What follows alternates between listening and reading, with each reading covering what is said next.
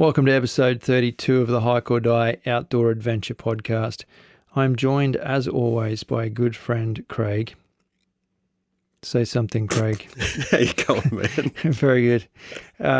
In this episode, we speak to Nick Monaghan, who's an insect photographer. And I have to say personally that until I knew about the work that Nick did, I could never have fathomed just how detailed and beautiful it was. So it's a good one, isn't it, Craig? Yep, absolutely. Looking forward to it. Cool, man. We'll play that funky music and let's share it.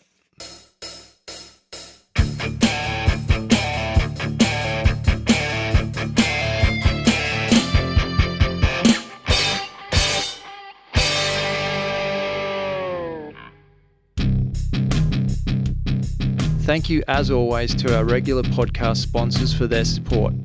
Topo Maps Plus, a phone application that allows you to view topographical maps and track your location even without cell phone coverage. Go deeper into the backcountry. Rios floating polarized sunglasses with 100% UV protection for the love of water. Bluey Merino, Australian superfine merino wool base, mid and top layer garments. Where our story ends, yours is just beginning. Caribou, one of Australia's leading backpack, travel and outdoor brands. They supply us with dry bags, waterproof day packs and expedition bags. Supporting our sponsors allows us to continue to produce this podcast, so please jump online and check out what they have to offer.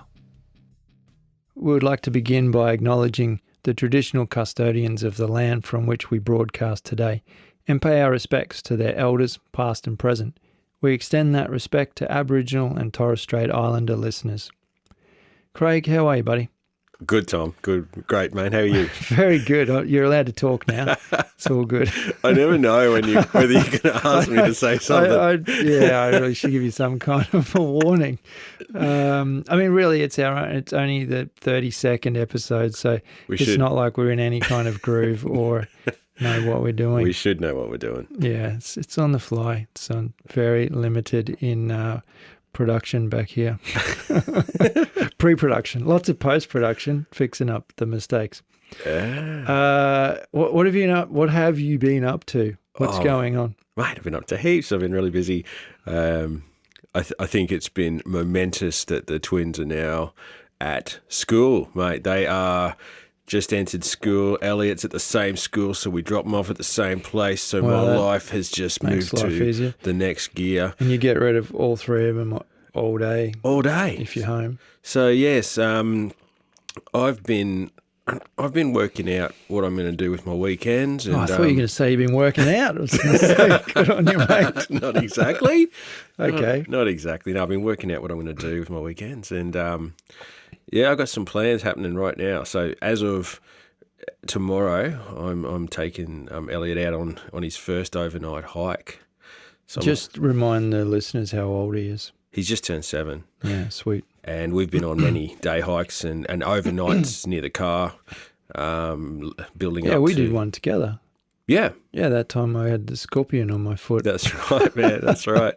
Yeah, no, he's been loving that, and just time, I think, so I've had to get some new gear just to take him on his own. He's not going to carry much, and he's not going to have to walk too far for this first one. Lazy. Kids are lazy.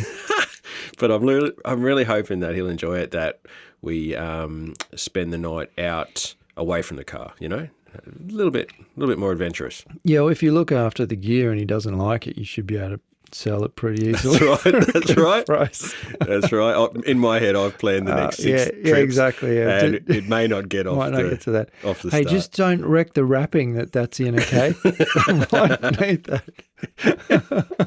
Yeah, mate. That's for later. Yeah. Anything else I should know about? What have I been up to? You're going away tomorrow, and just for one night? Yeah, no, tomorrow is Friday. It's a Saturday morning I'm going. Oh, you're going Saturday morning? Okay, yeah, we're leaving real early, and we're just going up where we met Josh. So we're going up to, near the Cobble Creek, and we're just going to stay. It's only 3Ks from the car to this new campsite. It's been set up in the last 12 months, so I've never actually seen this one. Oh, 3Ks, that's a pretty good distance. Oh, it'll be just right, I reckon. Yeah. And it's not very hilly or anything that'll be... even better. Like, you know... Because you'll be carrying all of his crap. I will, yeah. And him at some point. Because that's the thing. He's only going to have like an old school bag to sort of carry. He's not set up yet, but I'll carry all his stuff. He'll just carry his sleeping bag and his clothes. Well, I have said this before. I'm pretty sure that we've very skillfully created Sherpas for ourselves. So we both got 3 kids each. So by the time I'm too unfit to carry my own pack, I'll be able to spread my gear over their 3 packs and just kind of cruise in my wheelchair and stuff. Be good. But I guess that's what I've been excited about, mate. So I got this new tent. Yeah. So, I showed you. I think I showed you. No, you just showed me the... well, I haven't opened it yet, but... the bag. You still haven't opened it. Which may lead to some problems on this weekend. Have you got tomorrow off? Yeah. Have you got tomorrow off? No. Oh, man. When are you going to open it? You're going to open it when you get there? Yeah. You're insane. No, I know how to do it. It's easy. Okay, watch this space. The next episode when Craig explains how horrific his trip was because there was a pole missing. Yeah. No, look, you guys know I've got 4 hammocks. I've got 3 Hennessy's and an old jungle hammock that You've taken them all with you? No, and I've only got one hiking tent that is a little tarp tent that you're meant to pitch with your same as mine. Yeah, with your sticks, and it's really lightweight but doesn't fit much in it. And so I've got a 2-person one now that'll be luxurious on my own, and it'll be just right for me and EJ. So that's exactly. I mean, we spoke about this last time I was around here that I'm moving to a 2-man tent as well, despite the extra bit of weight, so that I can have that space when I am by myself, but so I can also have somebody else in there. Yeah, it's going to be good. Hopefully somebody I know, not just some random guy out of the woods or something. Yeah. That's probably no room for him. So, man, I've been dying to ask you because we've actually, when you arrived, I knew you've been away, so I was going to ask you all about it. But I thought, let's wait till we light the mics up. What have you been doing? I think that's probably something that the listeners maybe they don't believe because we say that a lot, and then we go through this whole pantomime about what did you do on the weekend. It's legit. Like, I will not tell Craig what I've been up to. I've been out twice since we last caught up, and he doesn't know anything about either trip. So I like to keep it that way. It's authentic. Craig, yes. So Josh, you've given me a great segue, Josh, that you mentioned. We met Josh on a hiking trail, and then he was on an episode of the podcast with us when we were sleeping in a cave. Yeah. If you caught that one. Josh and I went on a canoe trip together. He has a kayak, but we'll say it's a canoe trip. And I went up a day early and stayed the night. And when I got to the campsite, so beside my car, there was nobody there. Nobody. So you drive 45 minutes off-road down some pretty crazy roads, and then you arrive at this campsite on the river. And I drove around the campsite, and there was nobody there because it was a Thursday night. Zero. It just kind of didn't really. I wasn't expecting that. So is that at Harry's Hut there? Yeah. Because I knew you guys were going. You did sort of put the invite out. I just couldn't do it. I just had too much on that weekend. So I was sitting here depressed and jealous and feeling all those sort of emotions. Those emotions are all valid because it was the most epic weekend. Oh, no. Known to man. Damn. So, I stayed there the Thursday night, and it was really cool because I went down and just kind of wandered around, and then I set myself up for the night, had some dinner, and the next, must have been around late morning the next day, Josh turned up. Yeah. By that stage, I'd already had a swim, and I'd packed everything up and already had my canoe in the water. And, then we took off together, did two nights with Josh at 2 different campsites, and then he came home, and I stayed an extra night up the river, and that was quite interesting, actually. I always feel like I overshare on this podcast, but I do that because I think other people out there probably have had similar experiences. It was a very strange dynamic because when I was by myself on the Thursday night, I knew that Josh was coming on the Friday, and I'm all excited. Josh gets there and we're all stoked, and we paddle up the river and we spend 2 nights together.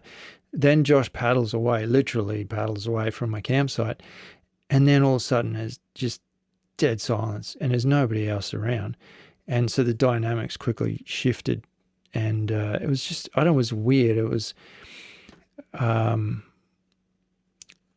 just kind of this bout of loneliness came over me, and it took me a little while to go, hang on a second, this is actually what you wanted. In hindsight, I think if I had 2 or 3 days by myself and then he turned up, would have been no dramas. But it's something about having that companion around, and then all of a sudden they paddle off into the sunset and you're just sitting there. It was just a bit odd. It just I wrote a few notes in my journal and stuff, just a few thoughts and stuff, and it just took me a little while to sit there and say, hang on, this is absolutely beautiful and peaceful. It's all good. I don't know. I don't know how to articulate it. Apologies. No, mate, that would have been one of those special moments that you can't get anywhere else in some way. That's right. And I put my chair, that's the beauty of canoe camping is I took a full camping chair and packed it in my canoe because I've got a 2-man canoe and just tons of room. And so I sat there on the bank with a book, actually a book recommended to me by Dwayne Bannon Harrison from another episode. So yeah, I had a book that he recommended, and I was sitting there reading it on the banks of this river, and birds were swinging by. Another goanna cruised by. It was beautiful. Yeah, no, it was beautiful. Yeah. So yeah, it was just a fantastic. I caught my first Australian bass. We did we did some lure fishing, and I caught a little beast. And I had my GoPro suction capped to my canoe, and I had it pointing in the exact direction that I cast. And when I checked the footage when I got home, you see the lure hit the water and go plop, and then it's about 3 seconds later I start to give it a jiggle, and you just see the water go and explode with this rush, and then you see the rod bend over, and then so we got video of it all. I have so much cool content from that weekend. I was telling you in a text, I think my commute to work on Monday, without a word of a lie.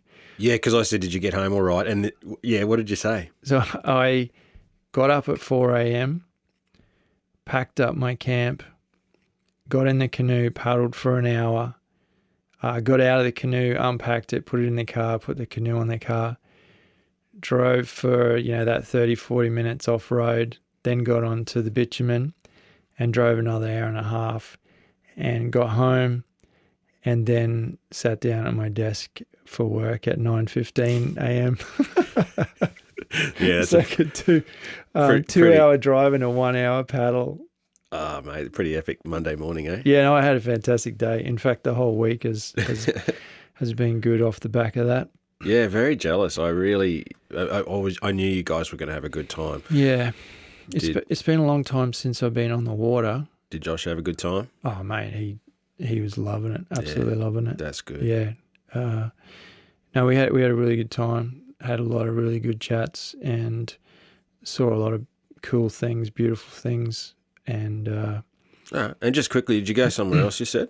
Have you been away somewhere else? No, so I just did a little solo up to that spot where you did your overnighter.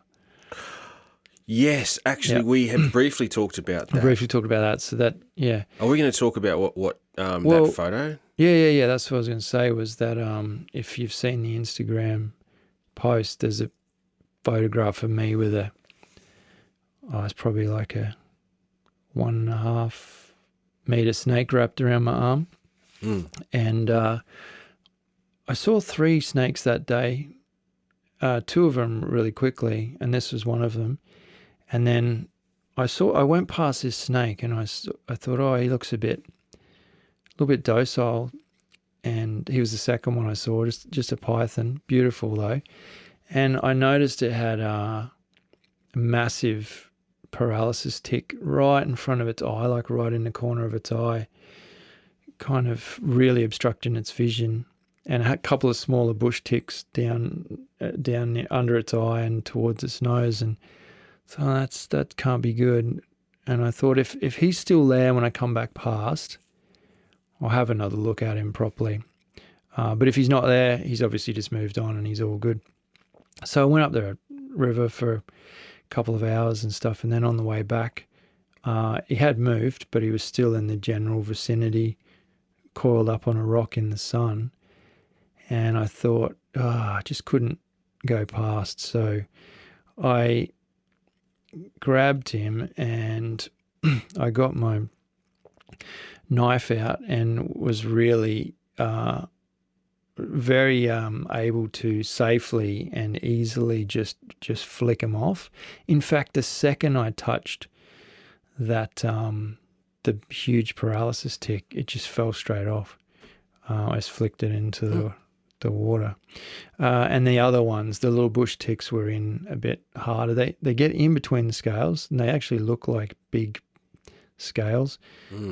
So I flicked most of them out, and then there was just one that was kind of embedded, and it was close to his eye, and I'm trying to be cautious, and I ended up, because it was so close to his eye, I put the knife down and was able to really grab him, again, not to hurt him, but quite firmly, just around his jaw, behind the head, and that's when he went around my arm. And had I have thought before I did anything, I would have put. I had a GoPro with me. I could have filmed the whole thing. I was going to ask you if this was just a little bit of the footage. No, it's not footage at all. It's just a dodgy photo off my phone. Yeah, it was. So unfortunately, that's it. That's all you're going to get. But the experience for me was fantastic, and I was able to let him or her go. I didn't even realise you were on your own, so that would have been wild. Yeah, it's not the sort of thing that you should. You shouldn't do it, and I said that in the post. Don't go doing this, but. Hey, as far as I'm concerned now, I feel better about it. I feel better about leaving that thing without a toxic paralysis tick in it. It might not have survived, but it sure as heck has a better chance of surviving with that thing removed than with that thing in it. So, yeah, there was that. Now, speaking of snake encounters, hashtag Australian life. My dad, Dad and I were playing phone tag yesterday, kept missing each other and leaving messages. And then he calls me this morning and says, yeah, sorry, I was going to call you half an hour ago. I was just about to sit down with my coffee, and I thought I'd just go and open the doors out the back. And he's walked out the back into their little barbecue area alcove, and they've got a couple of bird cages with different various kinds of birds and doves and stuff. And out, I don't know if it was off the top of one of the cages or out beside the cage, this snake has just launched and smashed him on the hand. Oh, what? Yeah. Both top jaws and bottom jaws got him. And he said the span between the top and bottom jaws was about 2 or 3 inches. And it's just bang, it's got him on the back of the hand. And he's jumped back and what the heck?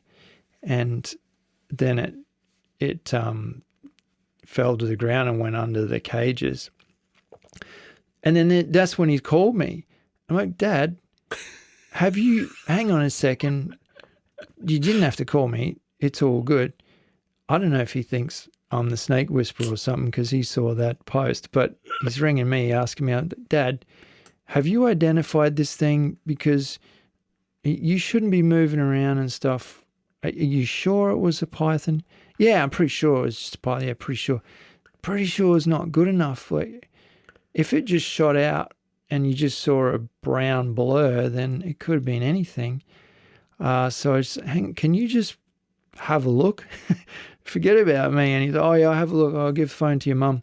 And he has a look and in the corner, and sure enough, it's a beautiful python. But at first he thought it was 4 or 5 foot, and then later on he's, oh no, it's more like 6 foot. Oh yeah. So this monster thing's come in, smelling or hearing the birds or whatever, and it's come in to try and get in the cages. And the fact that it just launched at him. Wow. He was going to try and get it out. And I think when he realized how big it was, I said, Dad, that's a handful. And it seems pretty agitated. And so they ended up calling a snake catcher, and she came out. And oh, really? Yeah, she came out in, probably took her half an hour to get there. She came out and scooped it up, but she said, oh, wow, he's really aggressive. He must be really hungry to still be that agitated and angry after an hour and a half, because, you know, Dad and I were on the phone for ages before he even called. So this thing had time to simmer down, but it was not happy. So she gave the big, you know, the sack they have to Dad to hold. Yeah. And then when it was hissing and striking and going mental, she said, actually, I'll go get a bigger bag and I won't get you to help me. She was worried it was going to launch at him again. So she scooped it up and taken it away to, a safe place. They usually take them. Well, if you've listened to the episode with Ross McGibbon, you'll know all about snake handlers and catchers and stuff. Yeah. So yeah, they safely removed it, and then Dad, I said, Dad, you should probably get a tetanus shot because they got the filthiest mouths. And he rang his doctor, and he rang me half an hour later and said, oh, we're just on our way to the doctor, so I got to get a tetanus shot. Yeah. Oh, that's so cool, man. What an epic, like. Yeah, your dad's just, even if it's possible to go up another level in terms of how cool your dad is, man. That's like karate chopping snakes. Yeah, wow. So funny. Oh, that's a story. That's good. I know. That was today. And I thought, we're recording tonight. I can't wait to tell Craig this. Absolute. And I thought, for anyone listening from overseas, this is not normal. Whilst I have had a snake in the house before, it's not normal, and they're not normally aggressive, and don't normally attack. I mean, like I said, there's a photo of me with one wrapped around my arm, which was quite calm while I did that work on it. But then you've got this anomaly that's that Dad had, and you tell that story to any international traveller, and they yep. Okay, let's scratch Australia off the list. Good times, eh? I think I might have missed though just one little detail there. Was he approaching? Did he know the snake was there? Yes. Not at all. No, and it just launched at him. Not at all. He did nothing. Wow. Wrong. That's he did so cool. nothing wrong. He was. He opened the backsliding door. And it's about 3 meters then to open the louvers to let some airflow and some sunlight in the barbecue area. So he'd open the door. That's when the snake was obviously alerted to him. And he's walked past it, and it's fired out at him and attacked him. Wow. Crazy, eh? Yeah. Glad it wasn't Mum. That's what he said. Jeez, his mum would have had a heart attack. Oh, gee. I want to talk about, I was just talking to Craig before we came on air. I didn't even know how to frame this. We get a lot of people supporting us in many, many different ways, and that's as simple as just listening to this podcast or liking a post or commenting or whatever on anything social media, sending us an email, all those sorts of things are amazing support to us. That's what keeps us going. Yep. We've got one listener who insists on sending us big bags of coffee because he knows we like coffee, and he said that he loves the show and all the effort we put into it. And we're grateful for everything as small as a like on an Instagram feed, and then up to a huge bag of coffee. So what occurred to me was there are people out there that want to support us, and unfortunately, all of this stuff, the equipment that we've purchased for the podcast and the ongoing podcasting specific hosting. I'm not going to bore you with the details, but it does cost money. It does come out of our pocket. So I've thought about it for a while, and now I've set up an opportunity for anybody to throw a few bucks at us if they so please. It's not, we are not requesting that you do that. It's just that now there's an opportunity there to kind of extend any kind of gesture you feel like. What I said to Craig before he came on air was I want to make it very clear that I'm not trying to say that if you do not send us money, my kids will starve, or if you do not donate, we're going to stop the podcast, or it's going to be, it's nothing like that. It's nothing like that at all. It's purely an opportunity.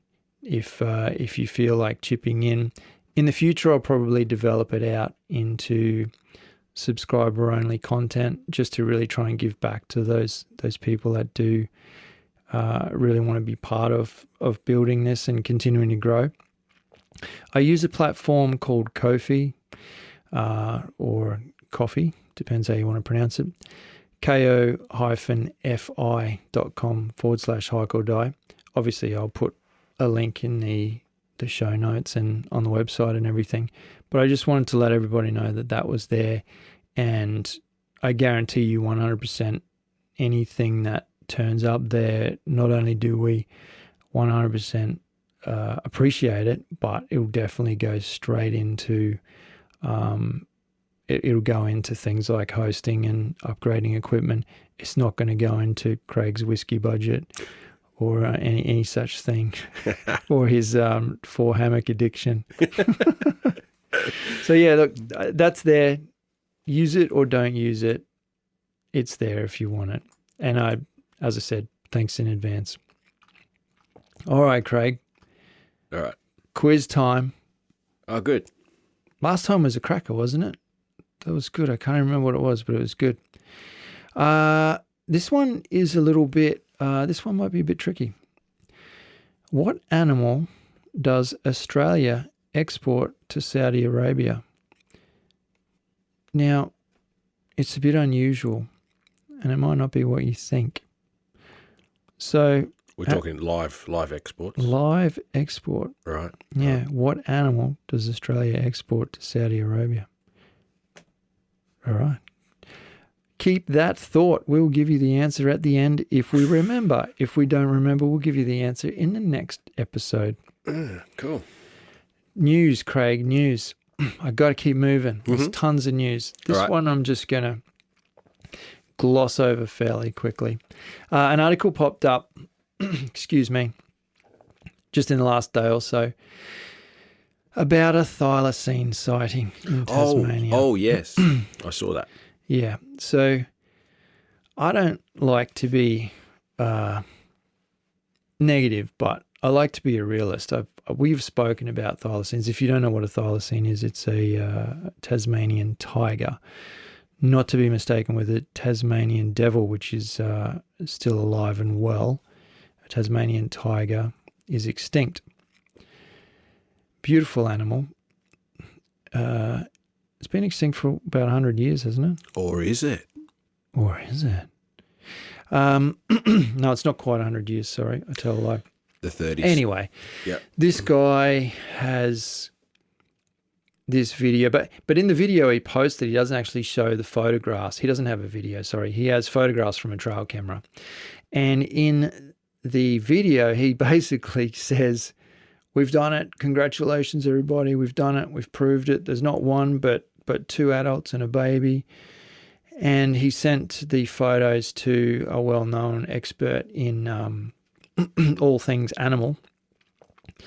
And the experts come back and said, that's a pattymellon walking on all fours. It's not I'm afraid that's not a thylacine. Pattymellon's like a small wallaby or kangaroo of sorts. And in the same article, there was a video from a few years before that where it came out from behind a garbage bin in suburbia, and it was confirmed to be a pattymellon later.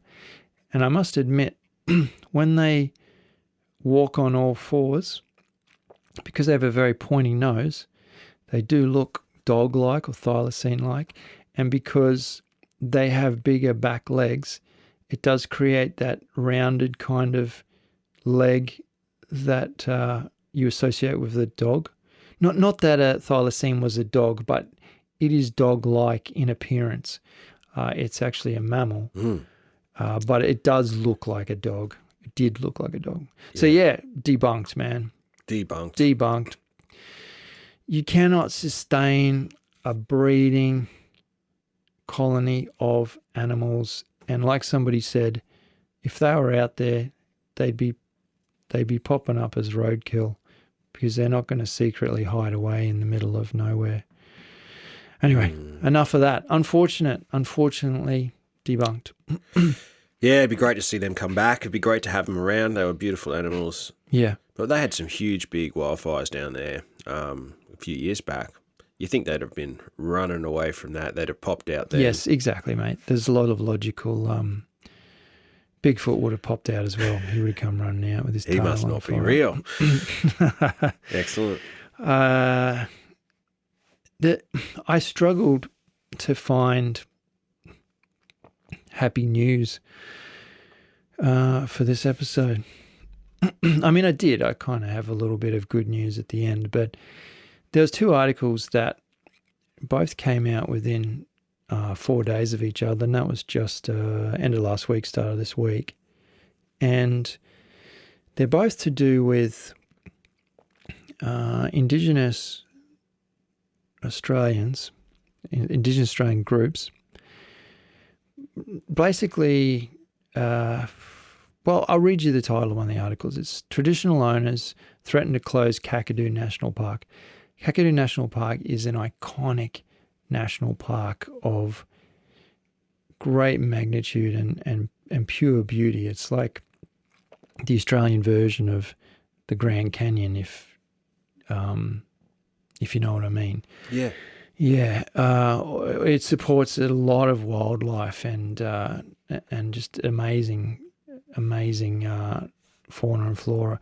So, but what they're basically saying, and in the article they actually say, one of the quotes is, "We've had a gutful," traditional owners say. We've had a gutful. That's slang for, in Australia, that's slang for we've had enough. We're kind of over it. And the article's very well put together. I did enjoy looking through it, whilst it was still disturbing and sad. It's there's been this weird shift because of COVID. It's reduced the number of visitors, which in a sense one would think that is good, but in another sense it means that there's not enough tourism dollars there to keep rangers and Indigenous rangers employed, so their numbers have dropped. So they're not maintaining the areas as well as they could, but there's still enough traffic there to be doing damage.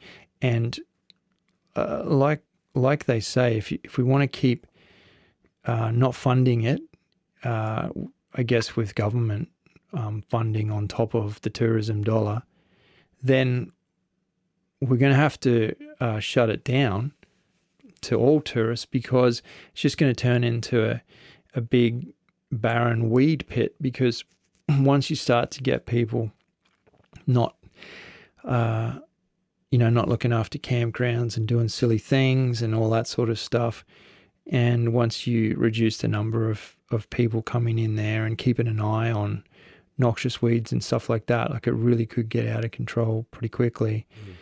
So they were basically suggesting that if we shut it to everybody, then we'll be able to maintain it with less people. It's pretty sad, and I'm not saying at all that I disagree with it. I'm just saying but that argument can be made about lots of things. Yes. But they can't just lock it up. It would be terrible loss of an asset for us to enjoy and to learn from, and I think the idea would be with a view to waiting until numbers increase, but regeneration. No, more like that the people were starting to want to visit the area again, so that they could afford to have more people there. Oh, so it's mainly because of the loss of numbers and the loss of revenue that it's becoming a big problem. Exactly. Oh, I see. Yeah. So the loss of revenue is because of less tourists. Yeah. But there's still enough tourists going through there to do damage, and not enough people to come through keeping an eye on it and fixing it up. All right. It's a very long article with lots of great detail, and like this, the rangers said that due to staff cuts, there were no rangers available to fight a 2019 fire that caused more than $1 million in damages to houses and equipment. So that was in 2019. So you can imagine now, after the loss of that tourism trade, they have even less money to go around. It's just sad, but I wouldn't be against it being shut off to tourists, for a period of time. It's an absolute gem. It is. It really is. And like I said, 2 articles within the same within the same week. So the Wollumban National Park Summit, that was formerly known as Mount Warning, very famous mountain, at least on the east coast of Australia, could be closed down permanently. Yeah, I've been reading about that. So that's a different angle, though, in terms of the impact. It's more of a land rights. It's more of a native title. No, this article's more about, I guess it's, there still is the damage, like people are churning the place up. They get 100,000 visitors a year. Oh, wow. Yeah, right. Summiting it, and it's a sacred Aboriginal place, which is really what it comes down to. Yeah, sure. And there was a really great quote here. See if I can find it quickly, which basically said it was from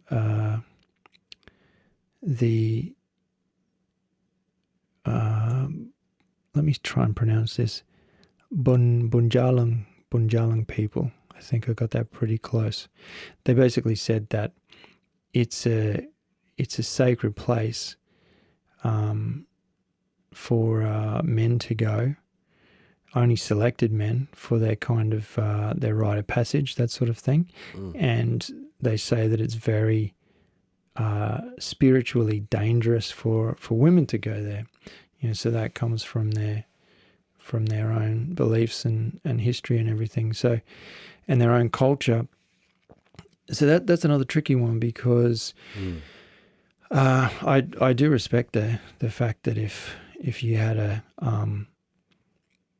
a location that was sacred for, who knows, 1,000 years, 2,000 years, 100,000 years, we don't know, but and then all of a sudden people are just climbing all over it. It would be quite painful to watch. At the same time, I'd be sad if every single peak, and I think we've had this conversation just personally, you and I, before, if every single peak of significance was shut down, then I'd never have the opportunity again to sit on a mountaintop and watch a sunrise or a sunset, or take my children up there, that'd be sad. Whilst I still respect the culture, I think perhaps there's a way of us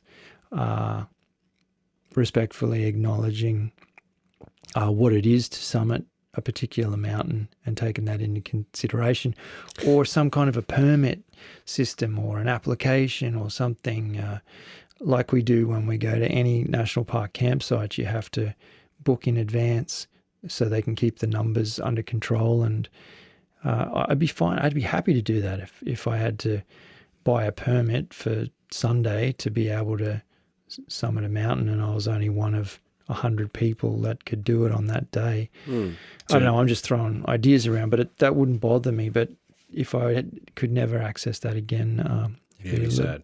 A little bit sad. But I mean, how are you going to respect? I mean, you can't argue with their theory there that this is a very special sacred. That's what I'm saying. If it's been a sacred site for 1,000 years, then we can't say, it's not sacred to us. No, it's not to us. So how can we respect that? It's very, very challenging. I guess I'm not talking about these heavily significant ones, but other ones. Oh, of course. Or if there was some kind of a similarly, mate, the Glasshouse Mountains just behind us up here. You know, they must have some. We've talked about their cultural significance. Yeah. And, it's a tough 100% do. And then it's we're our own worst enemy. Like it's not so much people like us and our listeners, because we're all on the same page, I believe. But it's the day trippers that are doing some stupid things, horrible damage, just ridiculous things, throwing their rubbish everywhere. And on that trip that Josh and I just did, we saw some shocking displays of idiocy. We picked up other people's rubbish and it's just everywhere. I picked up a balloon out of the water. I don't know how it got there. Anyway, it's an interesting one. But as I said, we're our own worst enemy. We go and do these stupid things and damage everything, and then things get closed and what are you closing that for? Oh, well, it's because of all of this mess. Yeah, sure. It's not surprising. I mean, even just from an environmental perspective, you could say we're shutting down this area and this national park now because you guys have half destroyed it. Yeah. As I said, don't have lots of happy stories today. Heavy stuff, man. Heavy stuff. I did get an email from a guy called Mike, which fits perfectly into all of these things. And he noticed our Leave No Trace episode and show notes, and he's written an article on Leave No Trace on his website, conquerwild.com. And I had a look through the article, and it's really comprehensive. It's how to leave no trace, which is different to if you go to the official Leave No Trace site, it kind of has a list of principles and rules to follow. Mike's article digs really deep. Like, it's a really long page. It's the sort of thing you would favorite that page and go back to time and time again to, hey, I wonder what I should do with this. And you'd go back as a reference point, find that topic, and then read a bit more detail. Almost, some cool videos, instructional videos and stuff on there. I thought it was pretty cool, so I will share that link in the show notes. And I wrote back to Mike and said, wow, I just literally got back from a 4-day canoe trip where I saw some horrific, a lack of Leave No Trace principles. So this is a timely little article. Oh, cool. You ready for me to bring it back to a happy place? Let's go. Let's go there. Bush Tucker Man, who we've spoken about. Tucker Man, Les Hiddens. Yeah, he's a top bloke. Yeah. If you're not familiar with Bush Tucker Man, you're missing out. He's an Australian icon from the 80s, and his name says it all. I stumbled across an article, and it said that he'd gone digital. And so I checked out his website, which is bushtuckerman.com.au. And it's really cool. Like, you get to learn a lot about him. But what's even more cool is you can select, you do have to log in, subscribe rather, and then log in. But for example, I've selected tropical rainforest here in this drop down and selected all year round and hit search. I'm doing this while I'm speaking, and it's all of the vegetation, wildlife, and toxic plants pop up. And then when you click on those, it goes into a lot more detail. If you're signed up, you just get all the detail on it and extra information and stuff like that. Wow. Yeah, it's really cool. It's a great online reference. And specific for Australia and local areas here, I suppose. Yeah, that's right. And is this something that can be on your mobile? Well, there's no reason why you can't. It's not an app, but there's no reason why you can't log into this on your phone. Good if you could access that offline, hey, when you're out in the sky. Well, I don't believe you can access it offline, but you can most certainly, if you had some reception, you can most certainly check it out. And it's the sort of thing that you could look at. What I was thinking was looking at before you go to a particular area, and looking at after you get home. The last time I went up, actually on the canoe trip, I saw some fruits I'd never seen before, and on that hike where I saw the snake, I saw a fruit that I'd never seen before, and I'm yet to look it up. But I did notice there was a fruit that I've got in my own backyard, the blue quandong, and I didn't know that it was edible at all. But I read about it on this website just this afternoon. I thought, oh yeah, actually can eat the outer. Well, I'll check that out. The outer skin. Yeah, it's cool. Oh, it's really good. It's a great resource, and he's a top bloke. Oh, look at that, scrub python. Do not let near bird cages. There's lots of cool stuff. So if you're a fan of the Bush Tucker Man, there's now a reference that you'll be able to use Australia-wide. Be good if you had a little clip each time of him like talking you through it, though. I'm not sure if it has videos or anything. Just listening to him is pretty cool. He's a good bloke. Yeah.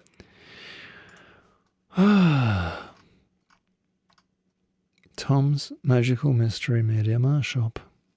Oh, yeah.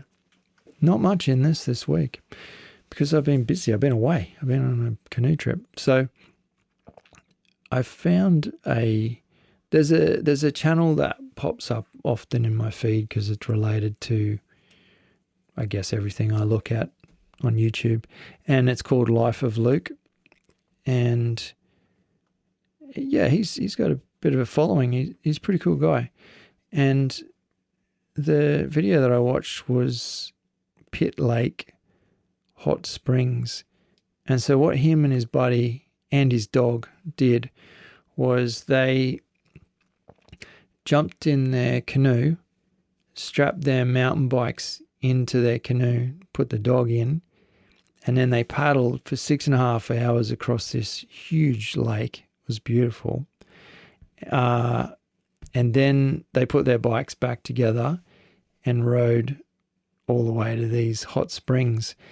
And the hot springs are absolutely amazing. The water goes there's a shot down through the forest where they first kind of get to the edge of the river, and look down at the river, and it's this amazing, almost iridescent, aqua turquoise green kind of color, and it's just amazing. And then they go down there and swim in these hot springs, and it's just a cool video. They end up paddling. Which part of the world is this? It's somewhere in the States. Cool. Let me look up. That's not going to work. I haven't heard of them. I might have. Maybe show me something there. But that sounds good. Yeah, no, it's a good little video, and he's just,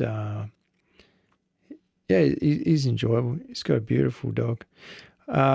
It's in Canada, Pitt Lake Hot Springs. Oh, of course. British Columbia, So Canada. nice. Yeah, it's gorgeous. So yeah, that's a great little video, just a short one. They ended up paddling 50 kilometers in 2 days, so back to back, 20-something kilometers per day, which is a lot. I've done 21 in 1 day, as have you, and that was brutal. But the next 2 days, we halved the distance. But he did 2 of those days back to back. Yeah, that's a lot. Yeah, and it was across a lake, so it wasn't with a bike in the back. 2 bikes in between them, and it was a little bit choppy, so they would have worked pretty hard. Yeah, right. What I love about the interaction, and I'll talk more about this when I get to shout outs next, but I never could have imagined that our listeners would be so kind of forthcoming in their own experiences and things that they find along the way. So, friend of the podcast, Robin, and I were talking in messages back to and from in Instagram, because he was saying how much he enjoyed that Green Forest video that we keep talking about every single episode. Yeah, we do. Yeah. So then he sends me this other video that was pretty cool, and then I sent him another one, and I thought, I might as well share that with the rest of the viewers. If you haven't heard of Advoco Makes, that's the name of his YouTube channel, Advoco Makes. Jump on the show notes or Google it, or jump on the show notes, and I'll put the video on. But this guy is an ex-lawyer. Somewhere in Russia or the Ukraine, I think. And he's gone into the forest and built this massive log cabin. But it's not just rough and ready. It's actually beautiful. Like, his workmanship is stunning. And then he makes every single thing that he needs out of timber. He makes workbenches, and he ends up splitting a log and making perfect planks out of it, and then cutting them up into perfect pieces. And he's got a really, he must have some kind of an engineer mind or skills or experience or something, because he creates this turbine that he then puts in the river. Oh, yeah.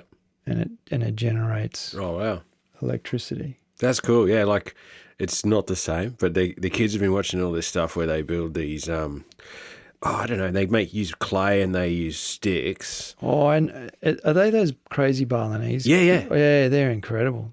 And they build this amazing stuff, and you just can't stop watching it. No, they just get there with mud and sticks and heaps of bamboo, and they'll build underground swimming pools and stuff. That's right, with slides into it, and it's all hidden stuff, and then big pens for dogs and stuff to live in, and it's amazing. I mean, it scares me, because I think, that might be fun for a couple of days, but at some point, the structural integrity of some of those caves, I don't trust in their wet season or something. But no, the ingenuity and creativity is just epic. It's cool watching stuff where people have really got their shit together with stuff like that, those talents, I know. I remember that guy that, he still puts out videos, but it just blew everyone's mind about 6 years ago when he built that hut from scratch in the forest, and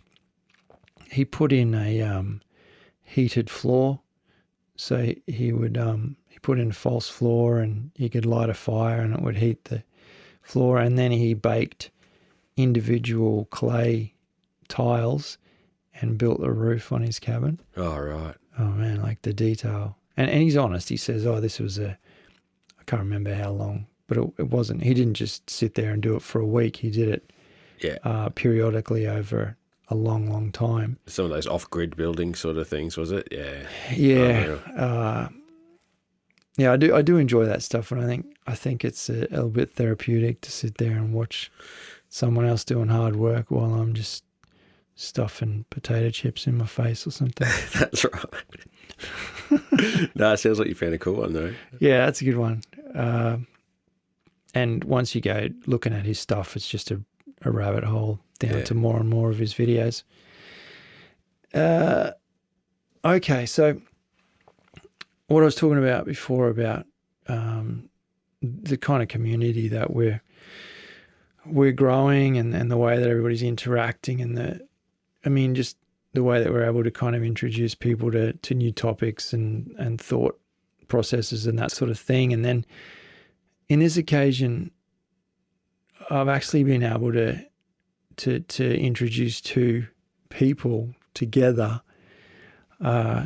So Oliver is a 13-year-old kid from Western Australia. And he emails me very politely. Again, we get kids emailing us from around the world. Remember that girl that emailed and asked for some advice on building a shelter in her local woods? Yeah, that's when we were out in the bush and you were telling us that. I think she was only 9. It's incredible. I love it. I love that you're already out there. So Oliver emails me and says, I won't read the whole email, but he says, thanks for the great stuff you guys are putting out there. You've truly inspired me to get into the outdoors. Right now I'm training for my 3rd full marathon in his hometown, which is great. A 13-year-old training for his third marathon. Yeah, for sure. I love that. And he said that one day he's hoping to finish a 100-kilometre ultra run. Jeez. In addition to, he's got other goals: climbing the 7 summits. Yeah. And completing crossing the Bass Strait, which, if you remember correctly, I think it was the last episode, 3 brothers crossed the Bass Strait. So we kind of went into a bit of detail about what Bass Strait was. So he asked, there was another email, a couple of emails back and forth. He asked me about personal locator beacons, all that sort of stuff. He's already got one. How cool is that? I'm pretty sure he said he already had one. Yeah. But he was just asking what we thought were good ones. He was asking about the InReach, which we've both got. So I was sitting there and I was thinking, well, hang on a second. We know a guy who's climbed 6 of the 7 summits and was in the process of training up for the 7th, being Tom Fabry, who was a guest on episode 26 last year. And I thought, well, I might just shoot Tom an email before I email Oliver back. And so I emailed Tom and said, hey, look, we've got this young bloke. He's super, super interested in the outdoors and everything. And I just wondered if you didn't mind being put in, contact, because it might be really useful for him. And so this is the caliber. This is the caliber of the kind of people that are in the outdoor community. He's written back and said, I love it. Do it. If we can encourage one person to get outdoors, especially young people, we've done a good thing. And so I gave him Oliver's. I introduced them both via email. Sorry, this is a very long way of getting to a simple story, but it's such a beautiful ending. So Tom writes to Oliver and copies me in and says, and I hope Tom doesn't mind me reading a bit of this out. Such a pleasure to meet you. It's exciting to see someone at your age take an interest in setting goals. Setting goals will change everything about your life. Remember, there are no limits, so set big, audacious goals. That's really something that Tom would say, isn't it? It is. That's good. Dream big, my friend. Yeah. And he's given some fantastic advice here. Saying, I didn't learn about goal setting till I was in my 30s, and so you're way ahead of the game. Just fantastic email, beautiful email. Mm-hmm. And then he says, send me your address. I'm going to send you an autograph copy of his second book, plus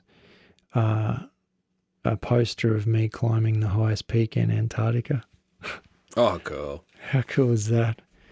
And so, yeah, I'm so happy, Oliver, that I was able to connect you. And There's a special sort of matchmaking you're doing there, Tom. I like it. yeah, it's cool. It's cool. I like that was a real feel good moment, and that's why, like I said, bit of a long-winded story, but no, mate, you didn't. But the outcome there is something special, and who knows what Oliver's going to go on to achieve. And he's already 13, so who knows? The podcast might still be around when he starts hitting all of his adventures, and we'll get him on.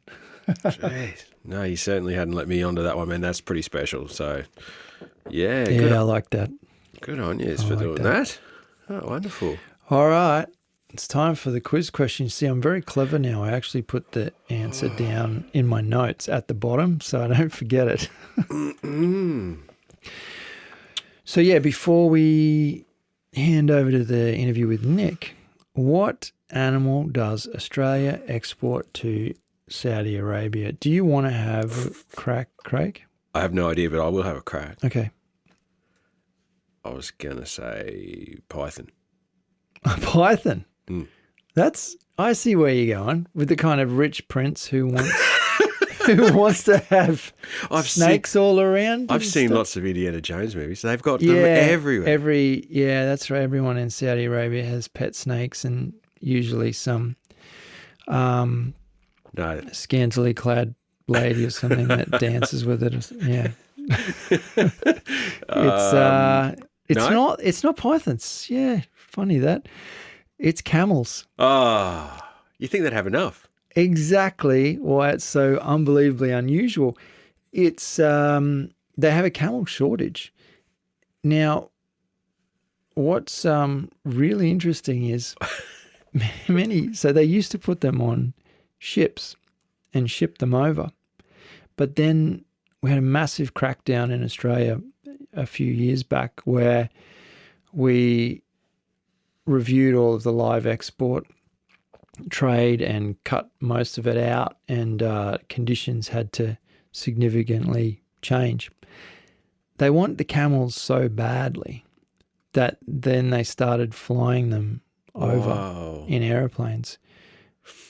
Yeah. I mean, the Arabs have deep pockets. There's no surprises there. Right. But so they basically train them up in Australia too. They say, well, if they're going to pay that amount of money, not only will they be flown over in a plane, business class, but we'll also train them up to the point where by the time they get over there, they're not, they're not a pain in the butt. So they basically have them 99% ready to rumble. So I thought that was fascinating. I did think, those. I've been on a few flights. One in particular, I had to fly 2 hours to Melbourne once, and actually it might have been a return. Doesn't matter. I get on the plane and I'm walking down each aisle, and you're looking at your ticket and you're looking up at the number, and then you kind of look ahead 3 or 4 rows down and think, I wonder which row it is. I hope it's not that smelly guy or whatever. And then I got to this my row, and my seat was in between this massive guy and this lady. And so I basically lost a third of my space to this guy, and it was the longest 2 hours of my life. Mm-hmm. So imagine you're getting down there and then you look down and bloody camels. Sitting next to a camel. Again. Just my luck. Yeah. In between 2 camels. At least they're trained. That's all I can say. Well-trained camels. They're not wild. Yeah. No, I wouldn't have guessed that. Just my luck. There you go. There's the quiz. Always fun. Always informative. We always learn. On to Nick Monaghan. I think the chat with Nick is gonna spell it out. I don't need to go into any detail there. That's for sure. But Nick's passion for insect photography is you get to learn pretty quickly, don't you, Craig, in the conversation that it is an obsession, right? Mm. the thing about it, he's passionate in so many different ways. He loves insects. He loves photography. He loves photographing insects. He loves discovering insects that he's never seen before.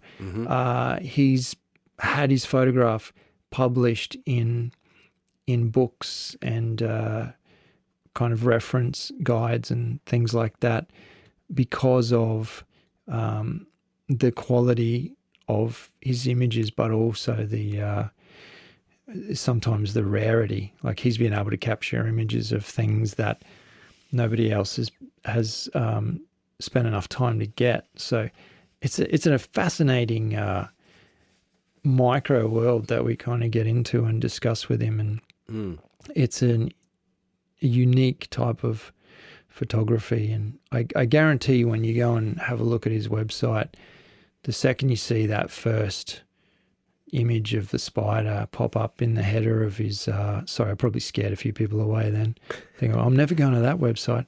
When you see that spider pop up, it just blows your mind, the level of details when you can see every single individual hair on a spider's face or legs. Yeah, I'm actually not sure if it will come across in this conversation how passionate he really is until you go and see his website and you see all of the detailed images and the catalogues of images and how much he must live and breathe this stuff. So, yeah, you kind of think, oh, wow, he's really into this. But then when you go and see... it's massive. There's thousands and thousands and thousands, and he's categorized them into every different species and subspecies. And they have... what was the... I'm not sure if he explained it to us.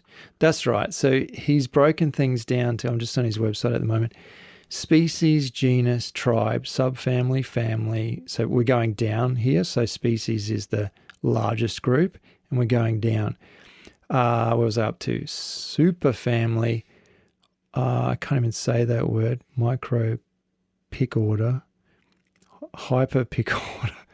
Mega giga picker order, on and on, suborder, order, class, phylum, and then kingdom. He breaks every image down into that. That's absolutely fascinating. Yeah, no, he definitely can nerd out on bugs, which is fantastic. And I think that he lets us in on some of his sort of techniques as well, which I was actually all wrong in how I thought he was taking these photos. But you'll see that, and try not to laugh at me, please.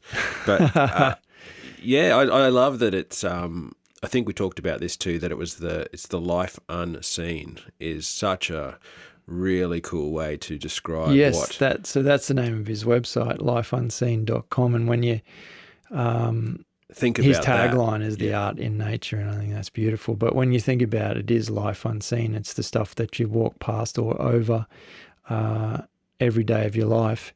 And when you stop and capture a photograph like this, you realize that it's an intricate life form and somewhat beautiful. Close up on some very special stuff. There's a cool video of him in an ABC News article. I'll include that link in the video in the show notes as well. And it's just a little bit of a mini doco on him cruising around the Sunshine Coast, photographing things. Yeah, it's interesting. Yeah, we're big fans of Nick, so this will be something for you guys to get your teeth into and have a look at. I'm sure you'll love it. Yeah. I think I'm going to leave it at that. Say thanks everybody for listening, and if I haven't said it enough times, thanks for your continued support. All good, Craig? All good. All right. Enjoy. See you next time, guys. Or maybe you'll just hear me next time. How about that? See ya. Bye. Welcome to the podcast, Nick Monaghan. How are you, mate? Gentlemen, thank you for inviting me along. I'm very well. That is good. We spoke just a few minutes ago, and we have information that you've got yourself a vodka there. That is correct. That's the way. If I rattle this, you can hear the... No, you can't hear the ice. Never we mind. can. No, we heard it. It's all good. Yeah. It's all good. Mate, one of the things that I guess we struggle with a lot of guests is to kind of describe them, in a way that's not derogatory, of course. But I was wondering, how do you describe what you do with your macro photography? What's your elevator pitch? Well, basically, I guess the mission statement is to go out and find and photograph as many Australian insects and spiders as I can without collecting anything, without doing any harm or damage, and then try to identify them and share them with the world on my website. That's pretty much sums it up. That is the end of the podcast. Thanks for listening. Thanks for coming, guys. That's been Thanks, fantastic. boys. Okay. So, which came first? Was it the love of insects or photography?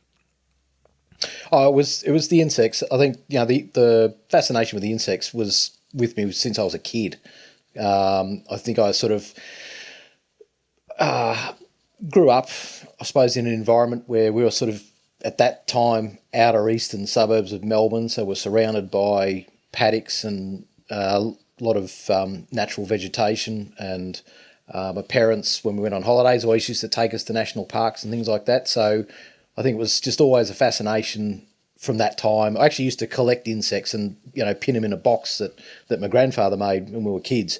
So that's obviously where it started first. The photography started after I left high school. Okay. Yeah. Was that photography of insects? No. The insect photography started very late. I think initially when I left high school, it was just suddenly developed an interest in photography. I think probably looking at National Geographics and things like that, and trying to replicate what they do.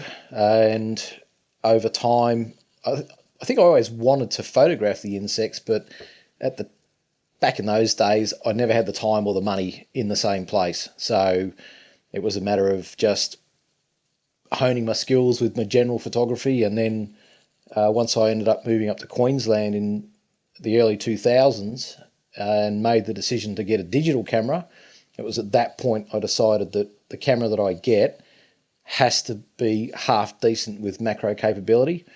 And so that's what I basically targeted when I went into the camera shop and said, right, just line them up and I'll take some macro photos and I'll pick the best camera. Mate, and that's where it started. Thanks. I'll go to my first question. You talk about the money there and getting that camera. What about the time? It must take so much time. And is that because I don't quite know how to do it the way you do it, or does it seriously take a lot of staking out little insects for them to come into the right position, or what's that about? I'm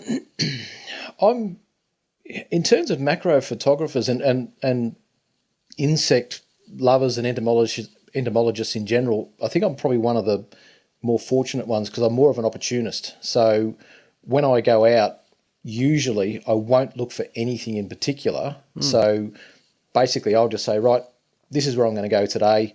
I'll go to that spot, I'll get out of the car and I'll start walking at a metre an hour and just look at everything and just wait to spot something or, see a movement or a colour. A metre an hour? He's Are not you kidding, serious? mate. Wow. Now, just for the listeners, just to be perfectly clear, I've done around about three little escapades with you, Nick, when you've been... You still haven't got it over it, have you? No, I still haven't got over it. So one day, I guess we only covered about 500 metres in a couple of hours.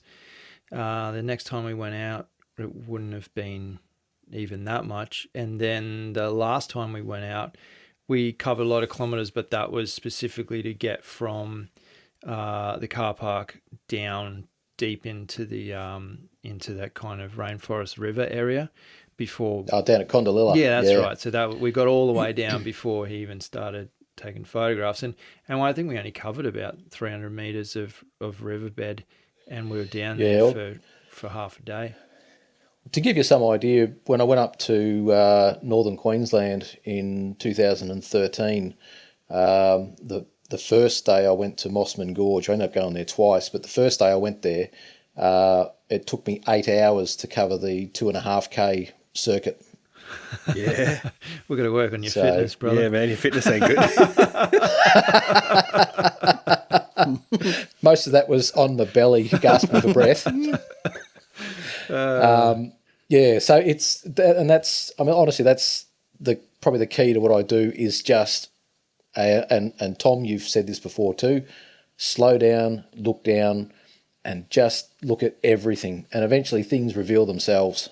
And and when you get into a real hot spot like northern Queensland, or even where you guys are in southeast Queensland, you have to go slow because there's so much diversity in such a small area that it's almost impossible to take a step without seeing something. Yeah, 100%. And that little mantra that stuck with me, as you know, that slow down and look down is in the first video I ever put on YouTube. I'm wandering around the rainforest, and I actually say, old friend of mine once told me this, and he's not wrong. You sit down on a log or something, and it tends to happen to most people when they're taking a break from hiking. They'll sit down and all of a sudden they see birds come out that they didn't see. They see insects come out that they didn't see, because you pause for a second and give everything a time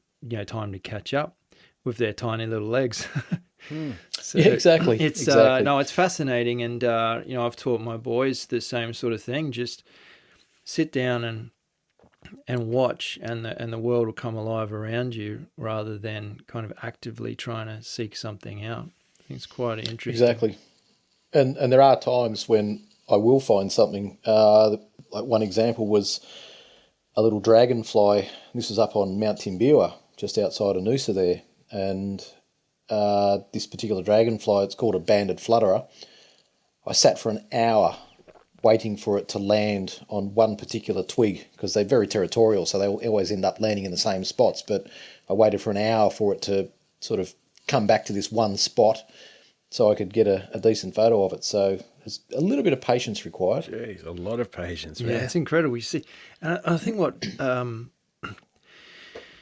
think people would find fascinating, but at the same time hard to kind of comprehend, is a wildlife photographer might do that for a big moose or whatever, a deer or something like that, and people kind of think, oh yeah, that kind of makes sense. But when you're talking about this tiny little creature waiting for this tiny little thing to fly, do a meter circle and come back and land exactly where you've got the camera set up in focus and ready to snap, it puts a completely different perspective on what you're trying to achieve. Yeah, and and of course they can be pretty flighty. So there's times when I might have to just keep following an insect for ages, getting into a position where it'll sit still long enough, even for one shot. And like some of the insects that I've found, I've literally just got a single photo of them. So like I said, it's the opportunity. You got to take it while it's there. And look, I miss a lot, but that's just the name of the game. And people sort of say to me, well, why don't you collect them and put them in a little homemade studio or something like that? And no, I refuse to do it, because I want to capture them in their natural habitat, hopefully showing their natural behaviour, and just take the photo and walk away. Yeah, that's incredible. It's kind of full circle from where you started as well, when you were pinning the poor little buggers into a box. Yeah, it would have been easier to take photos of them back then. Yeah, exactly. But don't get me wrong though. I'm not some bug hugging hippie, because if one of them bites me, I'll bite back. Having spent time, haven't had the opportunity and the pleasure of actually kind of witnessing you in action, it is completely and utterly different to what I anticipated. I really, as Craig sort of was in shock at how little distance you cover. I mean, that was definitely the first thing that stood out to me. The other thing was, on that day we had two quite different situations. One where, just like you said, you're chasing something around again and again and again.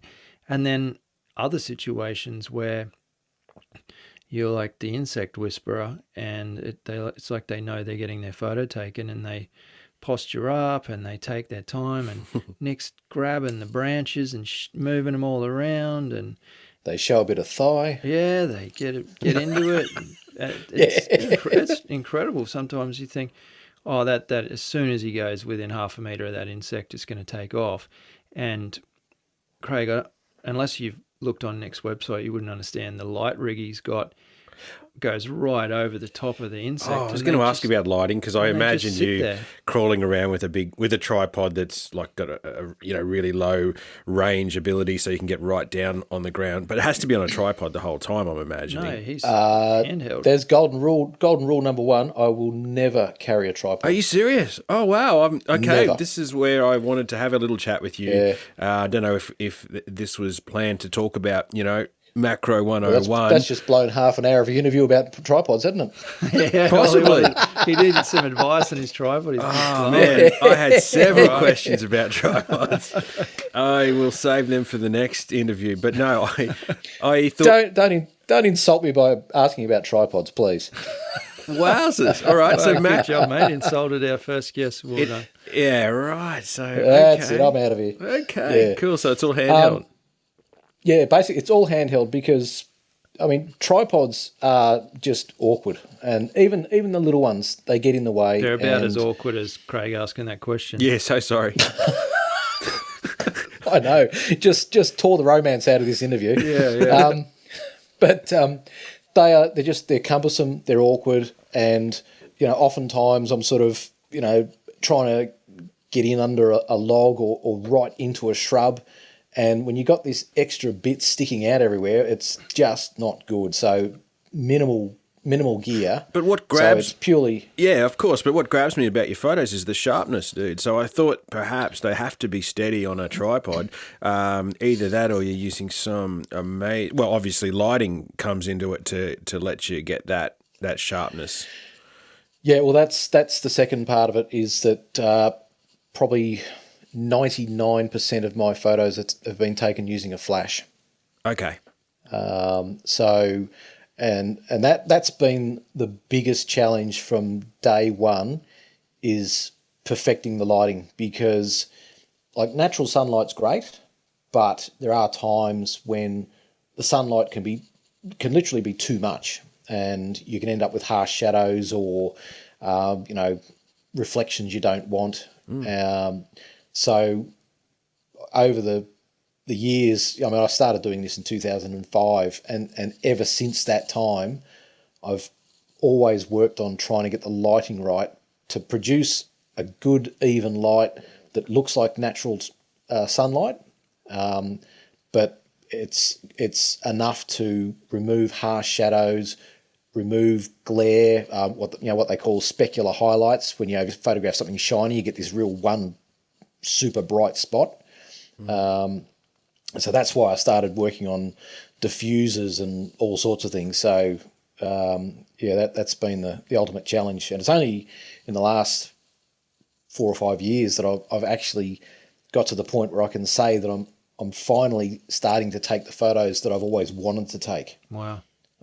And that's a big thing for me, because I'm a horrible critic of myself. So yeah. But you're happy with how you get the lighting right now, and is it a cumbersome? What sort of a rig is it for the lighting? Is it it's not mounted to the camera, I'm sure, and then it's. Geez, you're sure about a lot of things that you're wrong about. I don't know. Is it? Okay, everything is attached to the camera. Wow.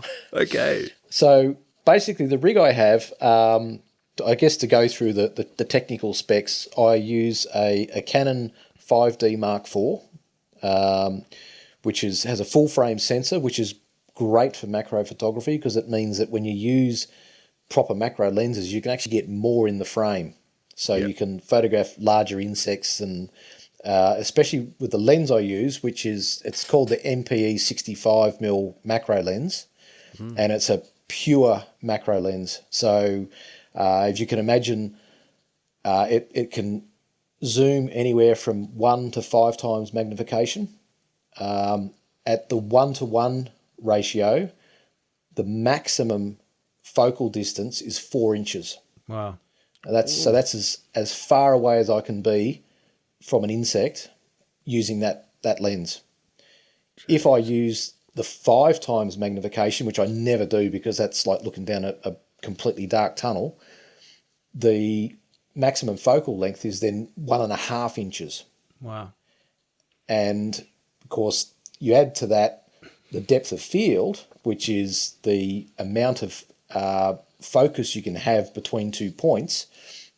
The depth of field is a matter of a couple of millimeters with most of them. So, I might be able to get the beetle's face in focus, but 2 or 3 millimeters behind that, it starts to blur. So that's what sort of depth of field you're talking about. And for my lighting, I use it's called an MT24EX twin light flash. So it's like a unit that sticks onto the hot shoe, and then there's 2 flash heads that are actually attached to the front of the lens. There's a ring that sits on the front of the lens, and the 2 flash heads sit on top of that. And they can swivel, and you can move them up and down, so you can actually spread the flash to whichever direction you want. And I can also set which flash produces more power, and there's just so many settings I probably still haven't played with, to be honest. And to tame all that, I had to develop my own diffusers made of... I bought a couple of these Gary Fong puffer fuses, which is like these plastic sort of half dome things that I stuck on the front of the flash heads, but that still wasn't good enough, so I had to add a couple of layers of this really lightweight wrapping foam that they use at the post office. Right, Tom's just actually showing me a picture of you in the field, mate. Yeah. That's really cool. How much does that all weigh, do you reckon? Is it heavy? I think the whole setup there is probably... I must have never weighed it. I don't know. I've got a set of scales in the bathroom. Maybe I should just throw it on there. I don't know. I guess it's probably a bit over a kilo. Yeah. Maybe 1.5, something like that. Yeah. And you've got to hold it. You've got to hold it pretty steady for a fairly long time. It must get heavy at the end of the day. Yeah, I think it's probably just something you get used to, I suppose. Yeah, good. I guess like anything else with macro photography, I guess I'm match fit. So, I just know that, between shots, I'll just let the camera hang down below the neck, and, I'll just let it go. So, I usually keep a bit of energy in the tank, but, and obviously with keeping it steady, that's where the flash comes into it. Right. And the camera settings that I actually use, they all combine to actually make that photo freeze. Yes. So yes. that's where it really works. That's what really makes or breaks the photo is the actual settings I end up using. Yeah. For all the technical buffs out there, I have the camera set at ISO 200, maybe 250, which means that there's very little grain in the images. Very low. That's very low. It's good.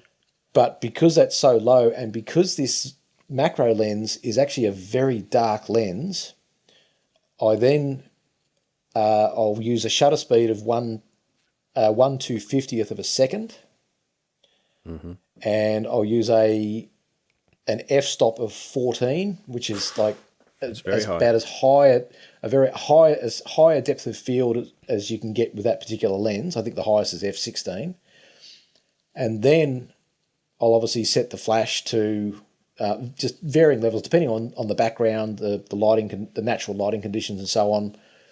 And then with all that combined, and especially with that shutter speed and the flash, that's what freezes the photo. So you don't really need super steady hands to be able to accomplish nice, sharp images like that. Yeah, that's amazing because they are sharp. I mean, we just looked at a couple of like the face of a spider and his body's out of focus, but his eyes and face and all his furry whiskers are just incredible. Yep. And you're doing that with a fairly large high f stop. So yeah, that's incredible photos and must have a lot to do with lighting. And I'm very impressed. Yeah, like I said, the flash pretty much does a lot of that work. Right. Without that, if I had to rely on natural light, I would then have to shoot at very low shutter speeds and lower f-stops, so I'd lose depth of field. And of course, then on a windy day, you get motion blur, and it becomes a bit of a nightmare. And of course, the other thing with that lens to keep in mind is it's all manual focus. Oh, right. So. And as a matter of fact, it's not even manual focus. I mean, you decide how far you want to zoom in or out, and then you just have to move the camera until you can see the focus. Yep. Right. So it's a fixed focal length. Yeah. It's just basically just pure manual focus, and that's one of the reasons I actually put off buying that lens for quite some time, because quite honestly it scared me. I thought, I'm never going to have steady hands and manual focus. No, that's too hard. So it actually took a couple of years to, bite the bullet and get it. That was only when I went to North Queensland. I thought, right, I want the best gear I can get, because this could be a once in a lifetime trip. So I thought, right, I'll get this lens and see how I go, and never look back. It's the greatest lens ever.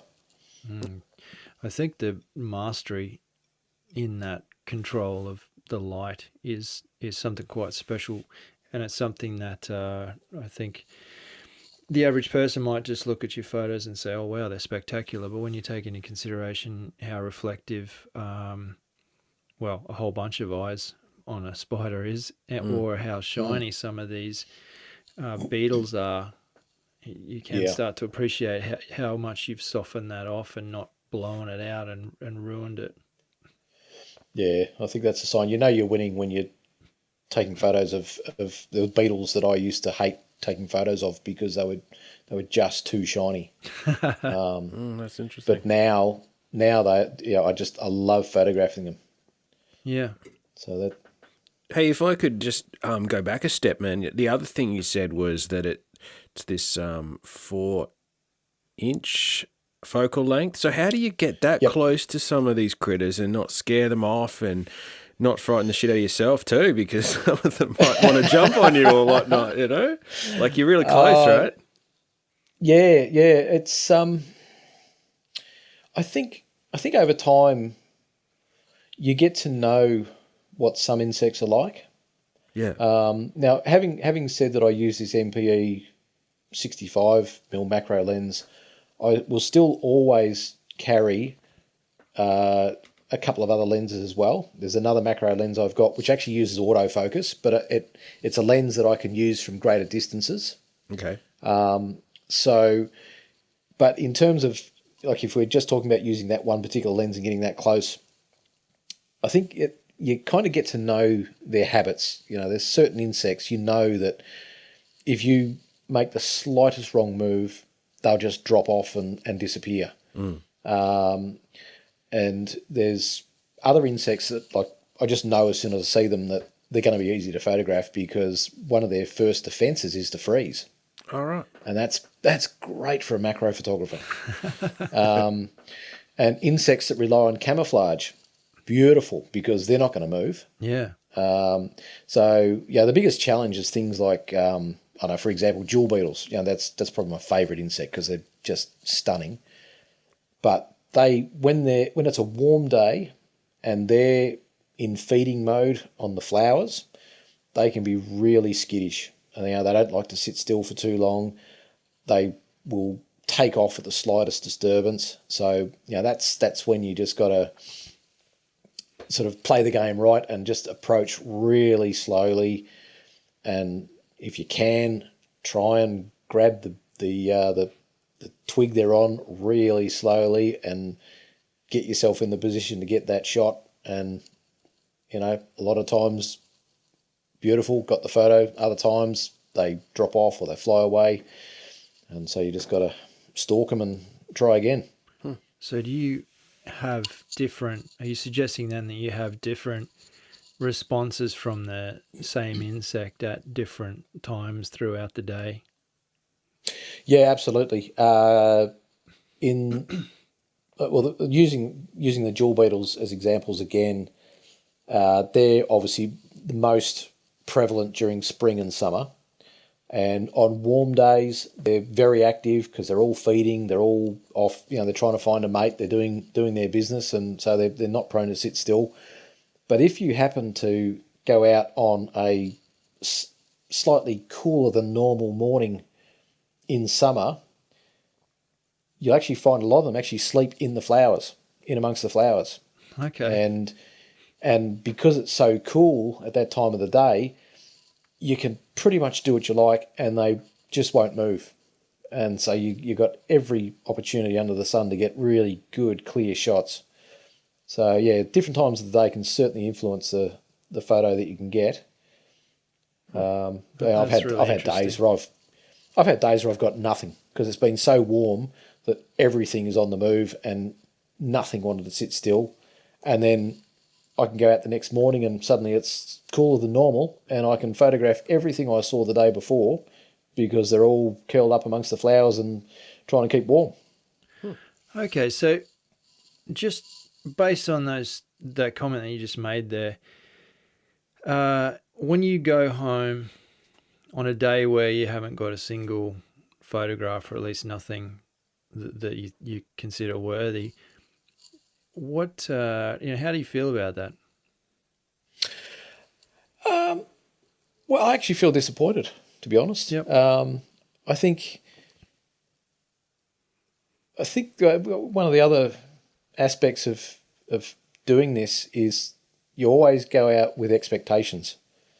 Like every time it's a nice sunny day and things are in flower, I always go out with that expectation and that sort of excitement of maybe finding something I've never seen before. Yeah.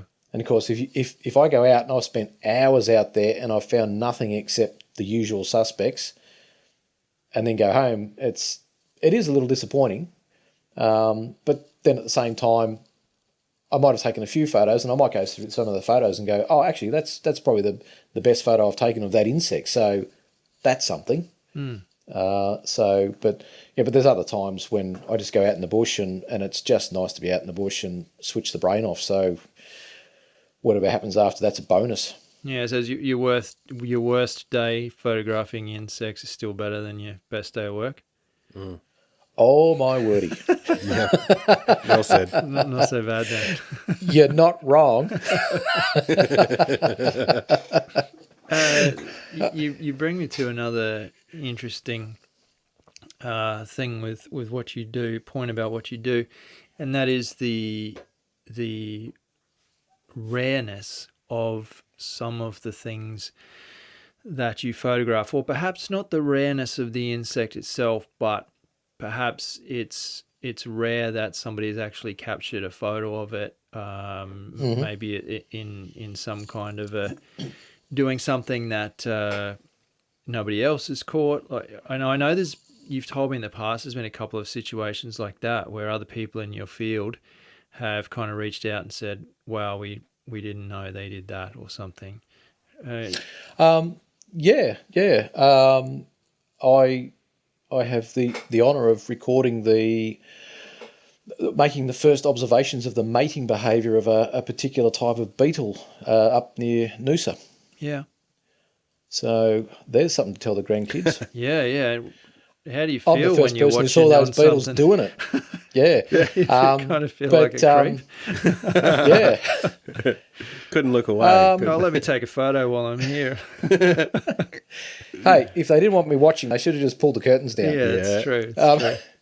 But no, I mean, these particular beetles, what hadn't been observed was the female would be walking up and down this tree trunk with a male clinging to her back, and there'd be various other males scattered at various points on the tree trunk. So every time she walked past them, one of these males would try and wrestle the other guy off her back. Right. But she appeared to be doing this deliberately. She would go up and then she come back down. And it was almost like she was saying, I want you to test this guy out to make sure he is definitely the strongest. See who's worthy of hanging on. Yeah, wow. Exactly. And to his credit, he hung on. And he wasn't letting go for nothing. Good on him. Yeah. Well done. So obviously there's some behaviours that I've seen that perhaps haven't been recorded before. Right.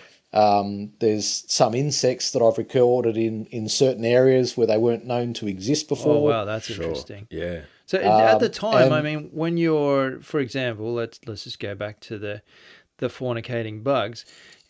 At the time, you had to go there. Did you know that this hadn't been recorded, or did you publish it somewhere and then somebody else told you? I had no idea. Yeah. I just saw these beetles that's the first time I'd ever seen these particular beetles. And I was just taking photos of them because I'd never seen them before, and it was fascinating. And at the time I was in regular contact with a biologist based in Sydney. And I actually sent him the photos because I actually was asking if he knew what the beetles were, because I hadn't seen them before. Right.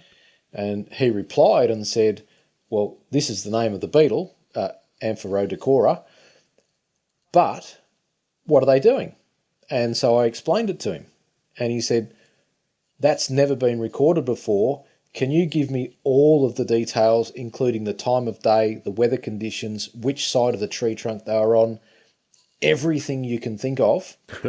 And I'm gonna actually write a paper on this and put you down as the first author, and we're going to publish this as the first recorded observations of the mating behaviour of this beetle. It's incredible. Like, wow. Hey. I just took photos of a couple of beetles, and now look. Wow, So, that's absolutely incredible. Yeah, it's a nice little thrill for things like that too. It's to know that I'm contributing something, not just taking photos, but actually contributing to the greater knowledge is actually quite exciting.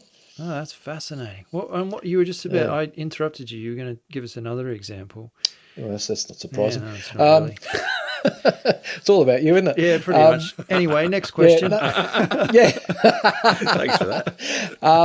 No, I was going to say, obviously, with some of the insects I found, and then there's been some insects and spiders that I found that I've been told have never been seen before.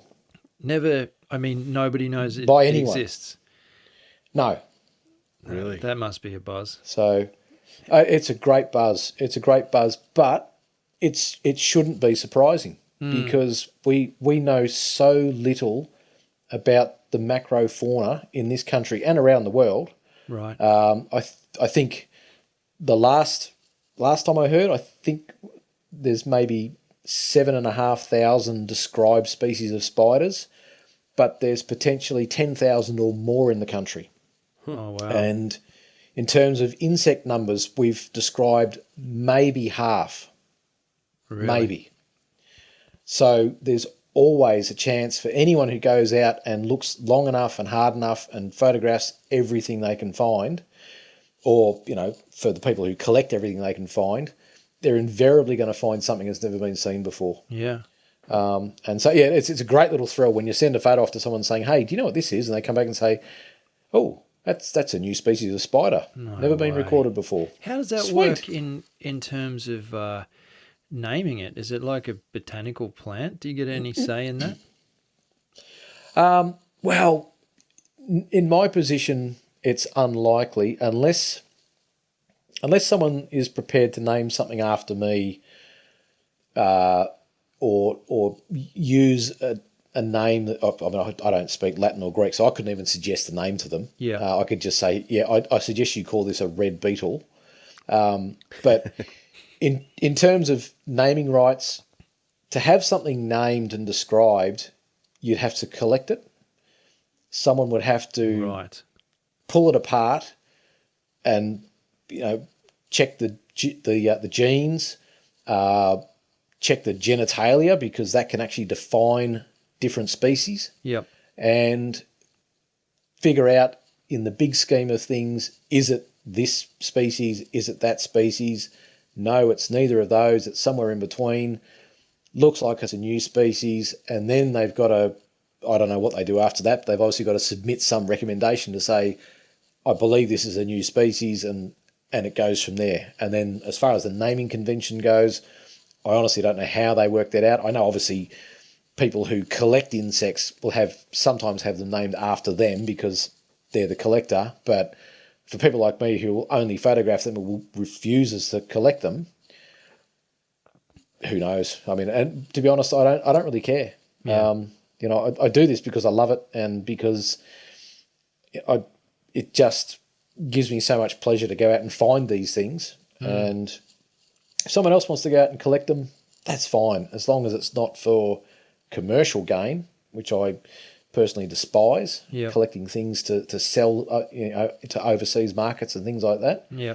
But in terms of just going out and appreciating these things and photographing them, and I do it because I love the insects. I love the challenge of the photography. I enjoy taking nice photos, and I like sharing the photos. And anything that comes after that's a bonus as far as I'm concerned. Well, I think you've just answered another question, which was going to be what's the big attraction and why not landscapes and why not animals? But it sounds to me like you're some kind of treasure hunter and that you've that's kind of part of the attraction as well. As I mean, if you go out and if you were to go and photograph Australian wildlife, the chances of stumbling across something new are, I'd say, pretty much next to nothing, right? Yeah, it's you probably hit the nail on the head there too, because I actually do look at it as a bit of a treasure hunt. Like I said before, I like to sort of decide, okay, I'm going to go here today, and then I'll go out and I'll just look, and the expectation is to find something I've never seen before. Yeah. And the insects and spiders themselves, they when you really look at them close up, they really are astonishingly beautiful and complex creatures. You've obviously seen some of the photos that you've been looking at. There's detail that I did not know existed. That's the best way of, and I mean, exactly. Just for everyone listening, as usual, on our website, we'll put all references back to Nick's Facebook page, his website, and you'll be able to see all the fantastic work he does. But it really is in the detail. I'm telling you right now, if you've never seen macro photography of insects to this level, you're going to struggle to understand what we're talking about until you go and check out the work. And then this is all going to make sense because, even that green spider in the header area of your website. Oh yeah, Mopsus mormon, the northern green jumping spider. Just incredible. Incredible. Put it this way: how big would you say that it'd be? It'd be about what, 3 millimeters lengthwise, long? 4 millimeters long. Oh no, lengthwise that's actually probably one of the largest jumping spiders in the country. So, because that's a female, the males actually have a nice fur collar, but I think they get up to maybe about 10 mil, maybe a bit more than that. So we're looking at about a centimetre long. 15 at a stretch, but yeah. And when you particular one that I photographed is probably about 10 mil. Right. So my point being, when you can sit here and look at something that was 10 mil in length, and then I can see individual hairs, I can see individual hairs across her kind of brow, and I could count them. That's what we're talking about here. And then these amazing spikes up around her kind of knee, which you would only know by looking at this that they're not hairs. They look more like spikes or heavier hairs. It's absolutely fascinating. In some parts she almost looks translucent around just below the eyes, like you can see the joints underneath, and it's just the hair, the painted, the red and white, the markings are just absolutely astounding, and you would never ever see this stuff. Mm-hmm. Yeah, and I think the other thing too is that when you get right up close, because obviously when it comes to spiders, that's a very divisive subject. People either love them or hate them. Yeah. But when you get that close, I mean, you can actually see the life in her eyes as well. Yeah, no, she's that's got exactly right. she's got a personality. She's got an expression. Yeah. And there's so much more to these creatures than a lot of people give them credit for. Because let's be honest, a lot of people just a bug's a bug, a spider's a spider. If you see it, squash it. But when you really take the time to sit down and watch these creatures going about their normal day, the things that they do just blow your mind. Yeah. They really do. Yeah, they do have little personalities. It's absolutely incredible. Yeah. And then to call it life unseen, which struck me that's exactly what it is. I know we've all, marched through the bush at a pace and you don't see anything that goes on at your feet and around you. And so what's your knowledge? Obviously you know a little bit more about critters than I do, but do you find that you're learning more all the time and it's really sort of like snowballed as you've come through the photography to now a whole lot about the critters? Or is there someone that you have to go and say, hey, look, what the hell is this that I've found? Still have to refer to others? Look, absolutely. It's a constant learning curve. And that's one of the things I love about this hobby is that it can never end. I can never learn everything. I can never find them all. So that's the beauty of it, I think. But, I think, when I first started this, I was probably a little naive and, didn't know much. Actually, I was probably very naive and didn't know much, and now I'm less naive, and I think I know even little. Yeah, if that makes sense. But that's typical of an art form. That's very typical of an art form. I know it from martial arts. I know it from archery. It's very, very typical. You approach it. You're excited about it. You get some equipment or whatever it might be. You jump into it and think, "Oh, I'll knock this over," and quite literally, as you spelled out, the longer you're in it, the more you realise the less you know and the more you've got to go. And that's the point where you either drop off or you really embrace it. Yeah, absolutely. Look, obviously I have learnt a lot. I'm coming more to grips with the anatomy of the insects, because a lot of the times when you're trying to identify something just using your own resources without asking someone else. I'm a very visual person, so if I've got a book that's got lots of photos in it, happy days. I can look at the photo in the book, look at my photo and go, yep, that looks like it, or no, it doesn't. But then oftentimes you'll find that some of the insects, you identify them by using what they call keys.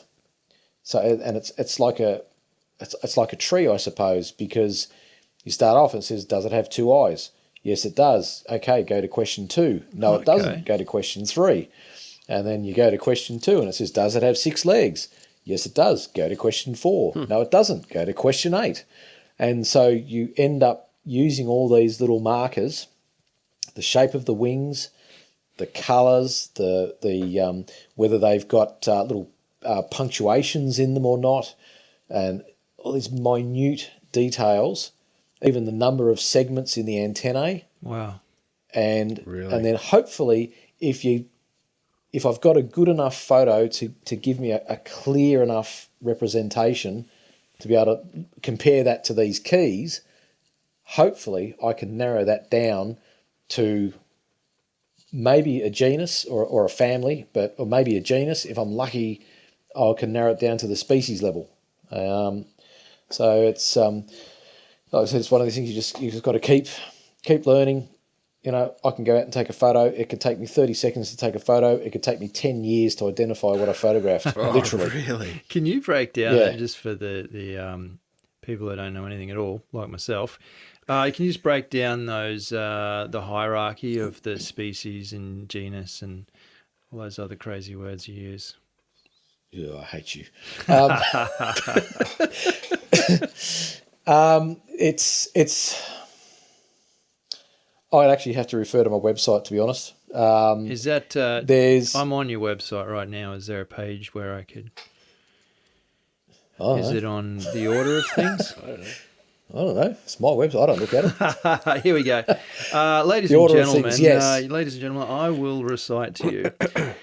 So at the top we have species. Now, everybody sing along because you all know the words to this. Species, genus, tribe, subfamily, family, superfamily, micropic order, micropic order, Yep. micropic order, hypercropic order, mega pico order, giga pico order. Am I saying that pico order part correctly?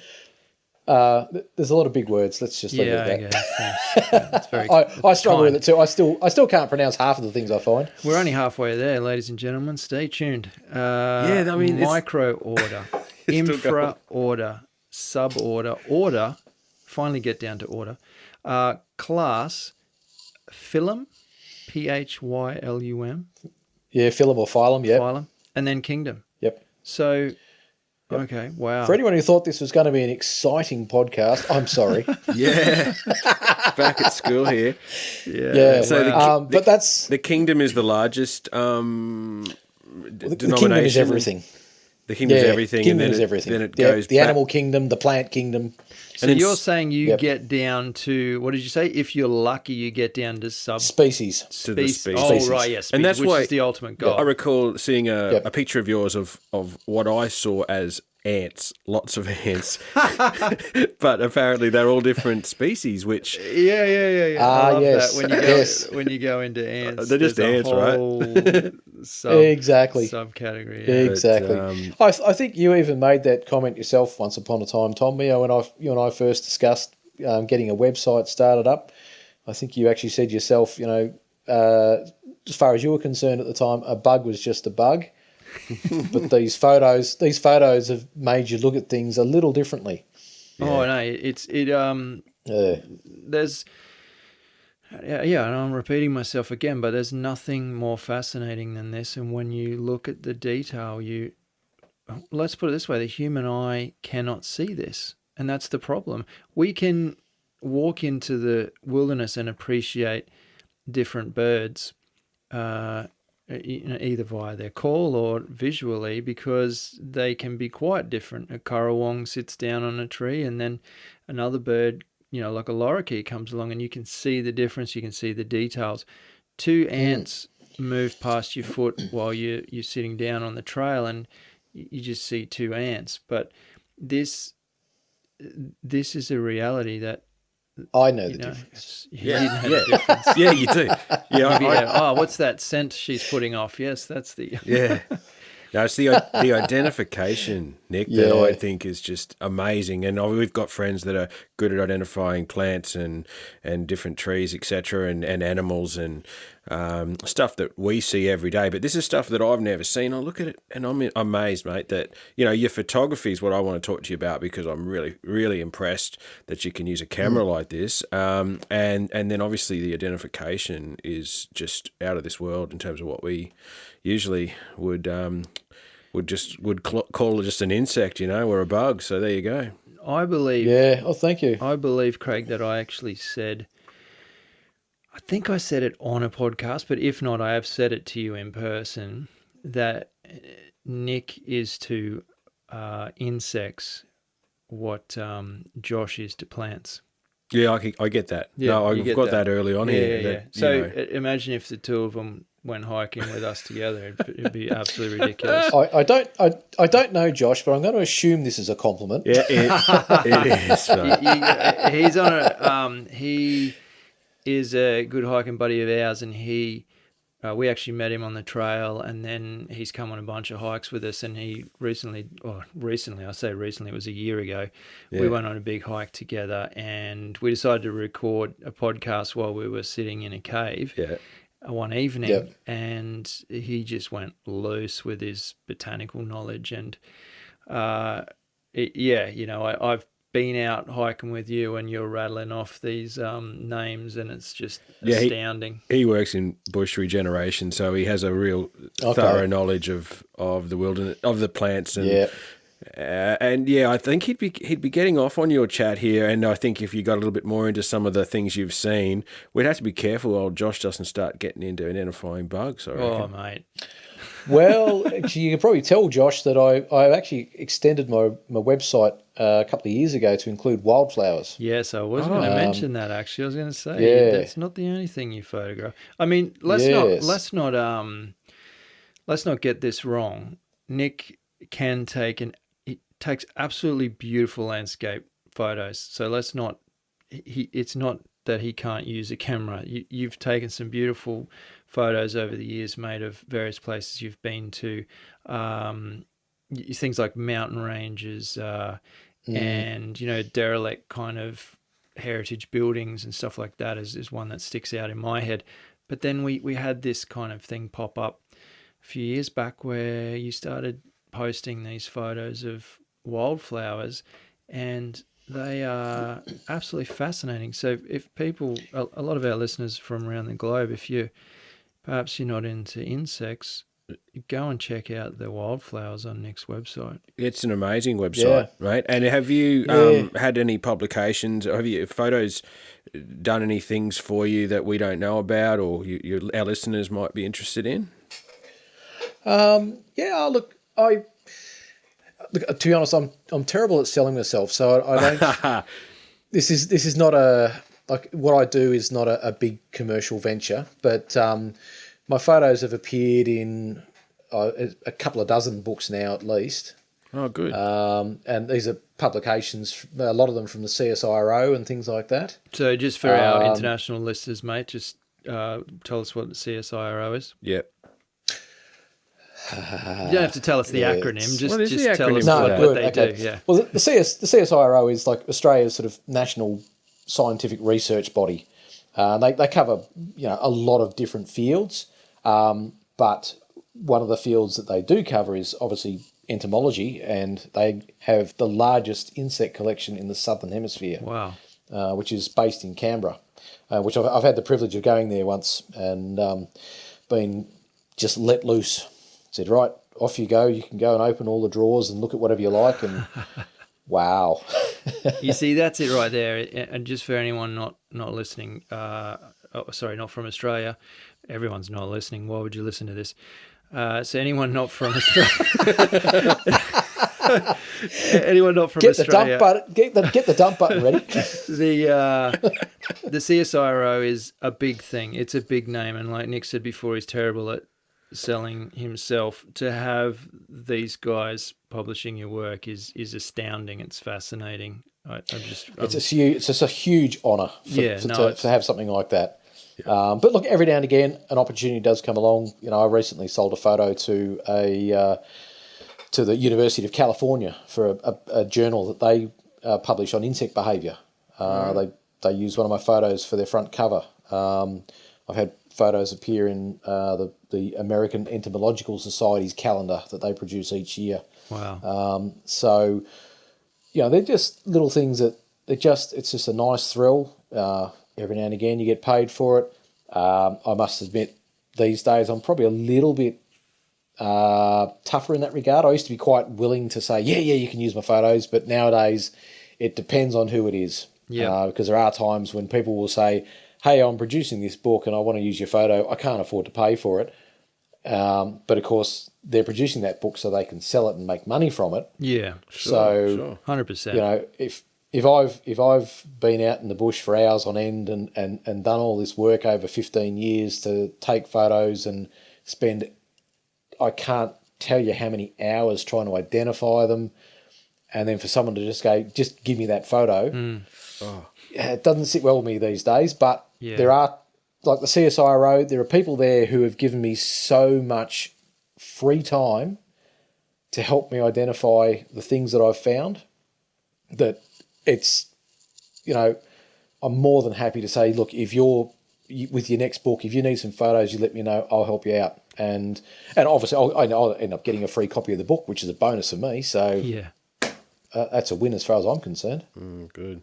Yeah, that's incredible. Good on you, mate. I'm super proud that you've got so much interest in your work. I remember many, many, many years ago, trying to articulate to you how special your work was, and the hope for me was that he'd be recognised and that people in your field would say, hey, this guy's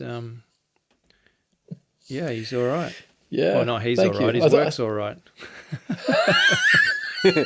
Yeah, take him or leave him, but take his photos. No, but his photos are top notch. Yeah, actually, I think I do recall you and I once had a discussion about whether this was considered a form of art, and I must admit, I still sort of struggle with that a little bit to consider this a form of art, and I don't know why, but for me, it's just about trying to find an insect and then just trying to do it justice by taking a photo that represents as close as possible to the living colours that I can see with my own eyes. Yeah. But is that art? I suppose. Well, I don't know. mate, have you seen some of the rubbish people put on walls in their house? Yep. Yeah. So Yep. if that's art, I think you could probably. This is I art. think you could probably, if you could pick up your cat and make it vomit on the wall, that's art. Well, That's art. yeah, So, yeah, I might.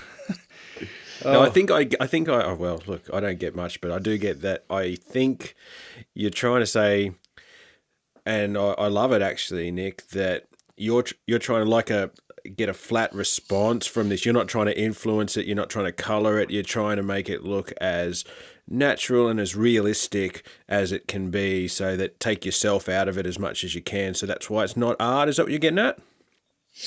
yeah, I think part of my aim is, because I know from the day I started this, the lack of resources that are available at times to identify insects and spiders, and especially for people like me. Like I said, I'm a very visual person. So if I've got a whole bunch of photos of certain insects in front of me that I can compare to my photos, I'm far better off than using written descriptions that taxonomists have used to, the pronotum has a recurve and blah, blah, blah, and there's punctuations here, and the scutellum is, inverted, and it's like half the time you're sort of reading that and going, yeah, no, you lost me at the bug has two eyes. Okay. But for me, I think because of the frustrations I had, I like the idea that I can capture an image of an insect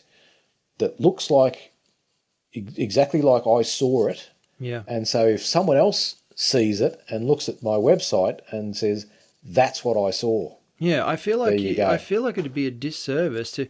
Okay, it's different if you were just going out and taking photos of spiders, for argument's sake, and you just wanted to, make posters or whatever. But Make them look scary. yeah, but if you're, I think it's a disservice. That's what I'm saying. That's how he comes up with new species. He just photoshops different colours on them. Yep, bet you've never seen that. Yep. So Bet you've never seen a spider wearing stockings, have you? So I think it'd be a disservice, as you say, if you're blowing out the colours, ramping everything too far on Photoshop, then it's no longer a resource. It's no longer a credible reference. You're seeing it as a reference and a resource. Exactly what Tom just said. Is that right? Yeah, that's spot on, and that's it. The photos are a resource for other people to use. Wonderful. To help them, and I even when it comes to landscape photography and stuff like that. And I actually, going back to what you said before, Tom, I actually find landscape photography so much harder than macro photography. Oh, no way. I honestly do. Yeah. I really. Why do you say that? I honestly really struggle to take a landscape photo that I can look at and say, yep, I like that. Is that because you got to use a tripod? Shut up. I don't like tripods. No, it's just, it's a different form of photography. It is, eh? And it's something that obviously I still do it because, when you go to places like Western Australia or, the Warrumbungles in New South Wales or Condolilla Falls, you've got to take photos of where you are because they are just stunning places. But I just struggle with getting proper landscape photos. But when it comes to the insects, as I said, it's more of a resource. So it's That's really interesting to hear you say, and I wanted to talk to you about your photography because it's absolutely beautiful. And then, see, landscape, you turn up, and apart from weather, you can know what time to turn up, and you're going to get the falls, right, or the or whatever it is. Just a warning for what Craig's about to say. I do not condone. Okay, he's going to insult a lot of landscape photographers right now. Please continue. I'm just talking about finding the insects that may or may not even be there. Going on a search. You don't have to search for, bald rock, or you don't have to search. No, it's so easy, right? You just click and forget about it. Do you know where it is? No, you got apologies to all you. Apologies to all you landscape losers out there. Well, I can never say that. Like I said, I look at a lot of other people's landscape photos, and I'm just in awe and in envy, to be honest. Some of the photos they take. But here's the thing, mate. They're overcooking them. They're overcooking them in post. That's the difference. Some of them they do. Yeah, no, some of them true. do. And that's what, when you say, you said before that you try and keep it realistic. So when you unpack that and you go back and have a look at your photographs, I'm just scrolling through a couple here from your Flinders Ranges trip, and when all of a sudden you take that into consideration and realize that you have not overcooked these photographs, it adds another dimension to the perfection of the image, and that it is in fact an art form. Because I could take a rubbish photo of something and Photoshop it for a half a day and make it, make everyone go, oh wow, that bird was so colourful. No, it wasn't. I just or that landscape. Wow, that sunset was incredible. Yeah, no, I just grabbed every single. I was in Lightroom and I just grabbed every bar and just every slider and just cranked it and got something that doesn't look real. Or the people that will actually, like, every single photo they take, they'll run it through the HDR. Oh, geez, that was a thing, wasn't it, a while back? It's it kind of turns it into a simmered painting. down. Oh, it's horrible. It's simmered. Sorry, no offense to anybody who does it. It was a thing. It was a trend a few years back. The first couple of times you saw it, you thought it was interesting, but it just it is just killing stuff. Like we've got a good friend of the podcast, Jim Denham. He's top bloke in the US, and his stuff is very it's beautiful, isn't it, Craig? Absolutely, yeah. But at the same time, it's kind of respectful of the of the environment and the way he saw it on that day, and it invokes emotion and all that sort of thing. So that's got to be artwork as well, right? So if you're invoking emotion with your images, you're doing something right. Well, that's true. And look, admittedly, you've got to admit sometimes, depending on where you are, it's almost impossible to take a bad photo because of where you are and the landscape that's presented to you. You almost can't go wrong because it's just too good. Like Western Australia, wow. Yeah. That's the first proper trip I did there in 2018. I spent 7 weeks on the road there, and every inch of that place was just something new and just something visually spectacular. Insects and spiders aside, I mean, obviously I found enough of those, but it's just a glorious place. And as I said, that's where I really struggle, because I want to really capture the essence of what I've seen in front of me, but it's I just don't find it that easy, to be honest. But if you like the photos, then cool, I'm happy. Hey, look, I think you're very good at what you do with the insects, so I think that's enough. Okay. So you don't just stick to that? I don't think you need to be some expert in 15 different fields. Slow down, look down, don't bother looking up. Yeah, don't bother looking up. You're just not that good. Don't get me started on bird photography. Sure. You want to offend some more listeners while you're here? Good. Oh, no. I'm worse at that than landscapes. Oh, right. I thought you were going to say that they're losers as well. Yeah. No, I found my niche, and I'll stick with that if you don't mind. Yeah, no, it's spectacular. What's the most favourite insect you photographed, or can you break it down maybe even further? Is there how many photos have you taken so far?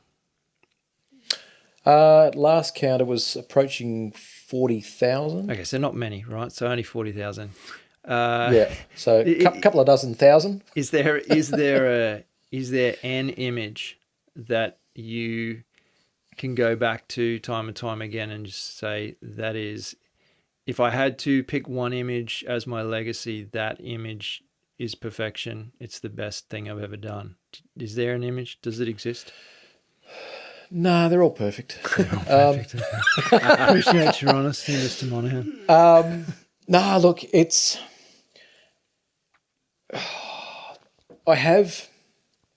I'll go through phases where there'll be one photo that I've taken. But see, the problem is there are a number of photos that I have that are significant for the time, the place, and the subject. So, for example, perhaps the most significant photo I've got in my collection is the first one I ever took. Is that right? And yeah, and that was February the 25th, 2005. It was the day I first bought this new digital camera. Yeah. And I went home and I took a photo of a grasshopper sitting on a flower in my backyard. Yeah. Why is it significant? And purely because it was the catalyst for everything that came afterwards? It was the light bulb moment. Okay. I took that photo and I knew at that point, this is what I'm supposed to be doing. Wow. And I think so few people will get that. No, that's not moment. No, I think that's not normal at all. No, that's. I mean, we're fortunate enough to kind of handpick experts in their field to talk to on this podcast. So we do hear that a lot. But in your everyday life, going about your work, you don't often. Well, I'd say hardly ever meet somebody who can tell you that they're doing what they want to do.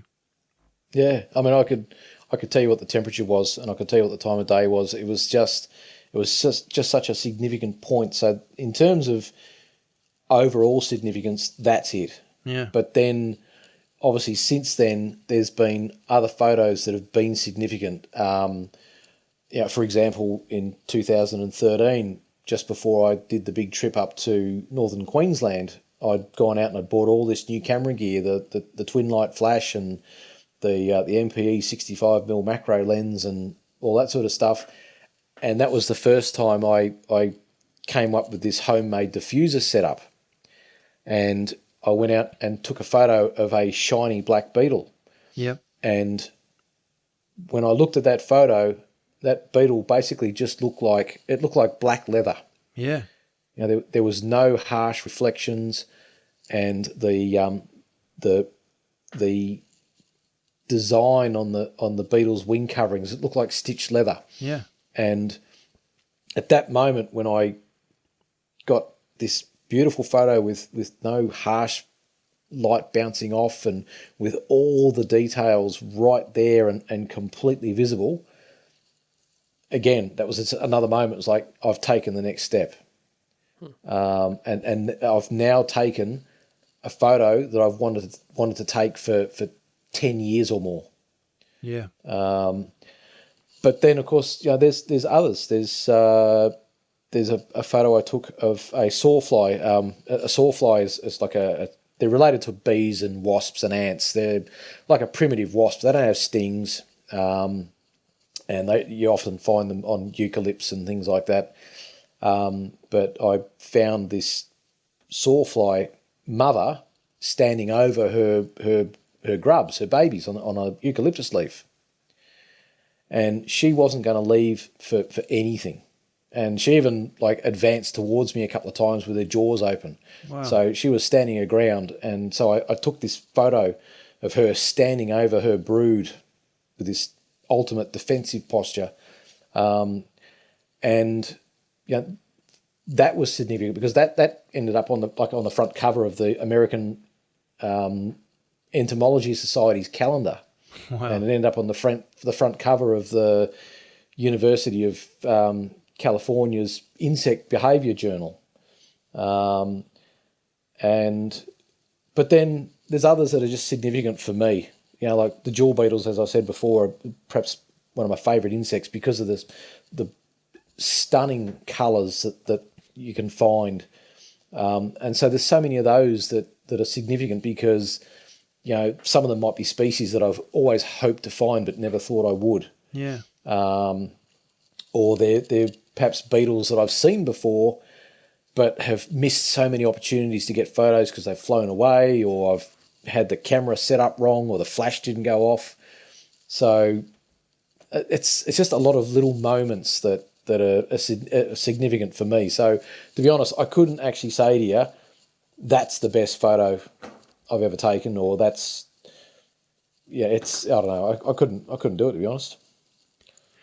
Yeah, that's interesting when you put it like that. How there's one photograph that captures one element of what you do, and then there's another photograph that captures perhaps an insect, which is another element of what you do. So it's interesting that you can have one that you perhaps like. I think I'm looking at the sawfly picture right now. Was that in the Dandenong Ranges National Park? That's the one. Yeah, so so she's standing right on top of her little group of grubs. Yeah, that's her. And I can see how, well, I still think it's a fantastic photograph, but I can see how the situation and the behaviour is so special in that moment.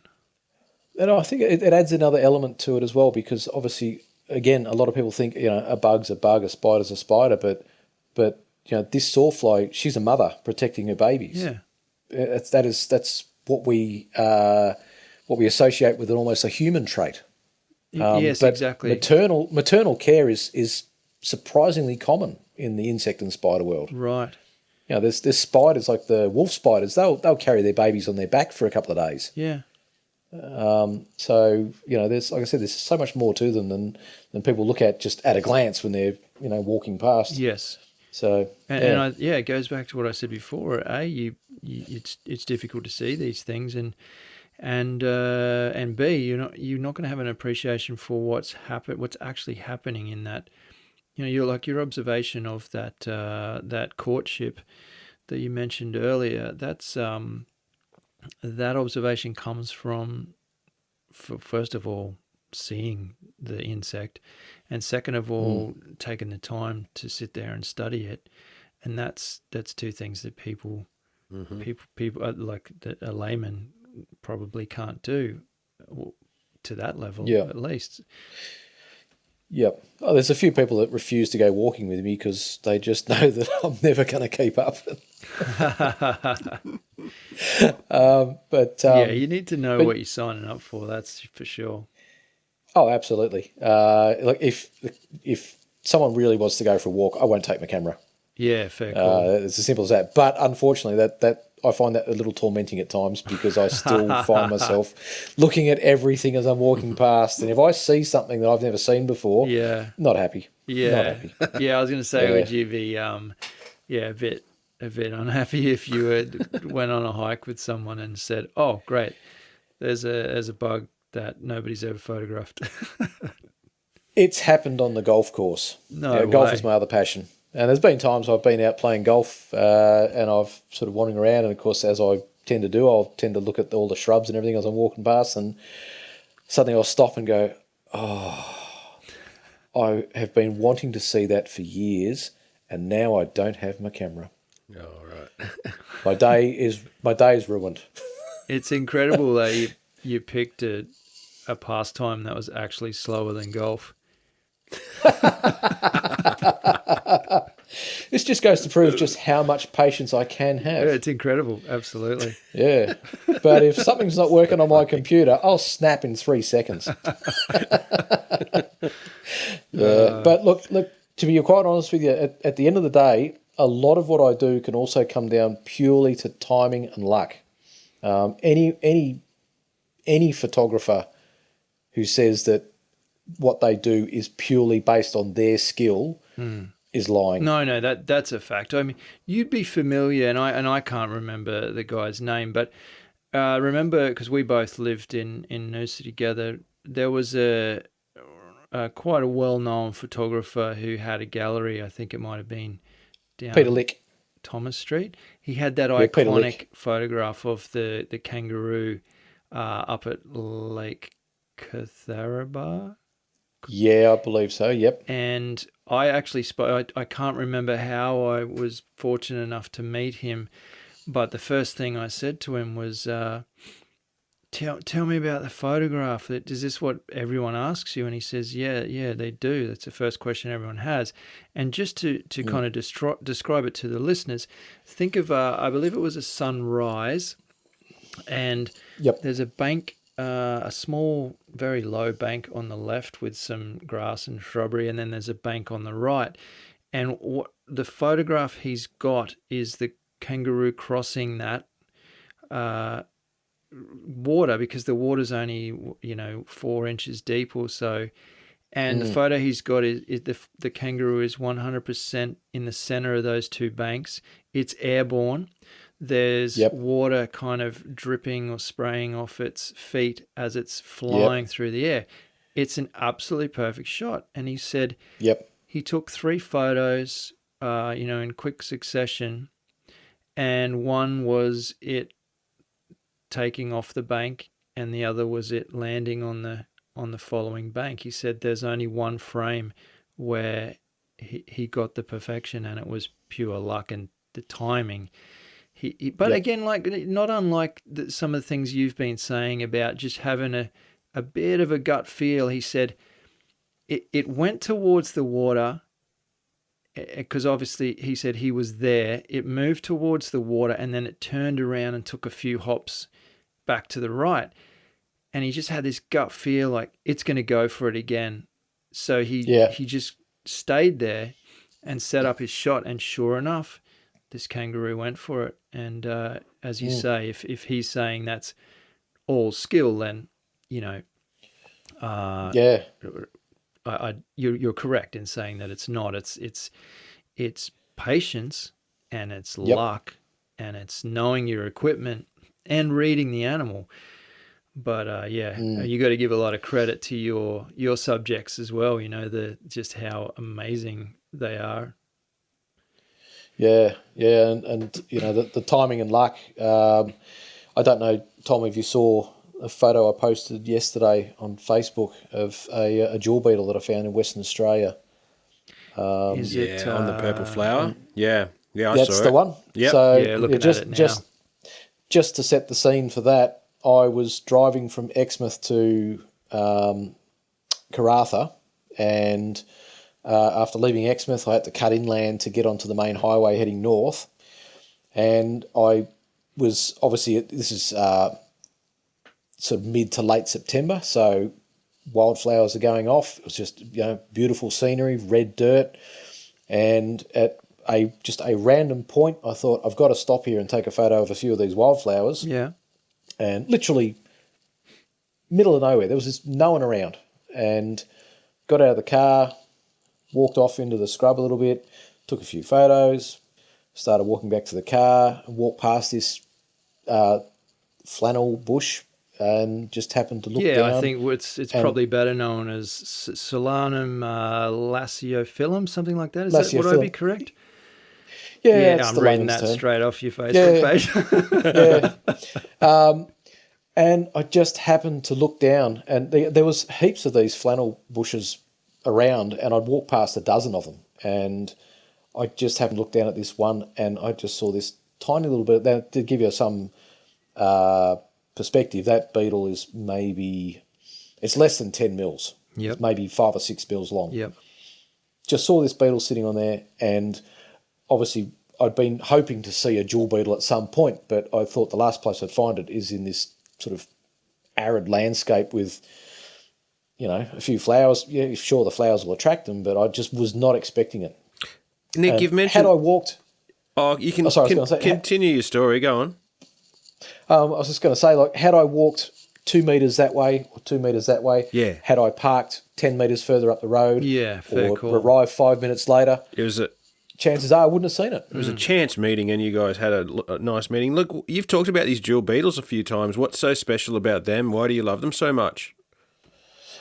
They're just the colours and the diversity. They are just absolutely stunning stunning creatures. Are they rare? Are they something that is hard to find? Or I don't know if I've ever seen one. Are they available on the East Coast or yeah, not? you've definitely yeah. seen them. You just don't.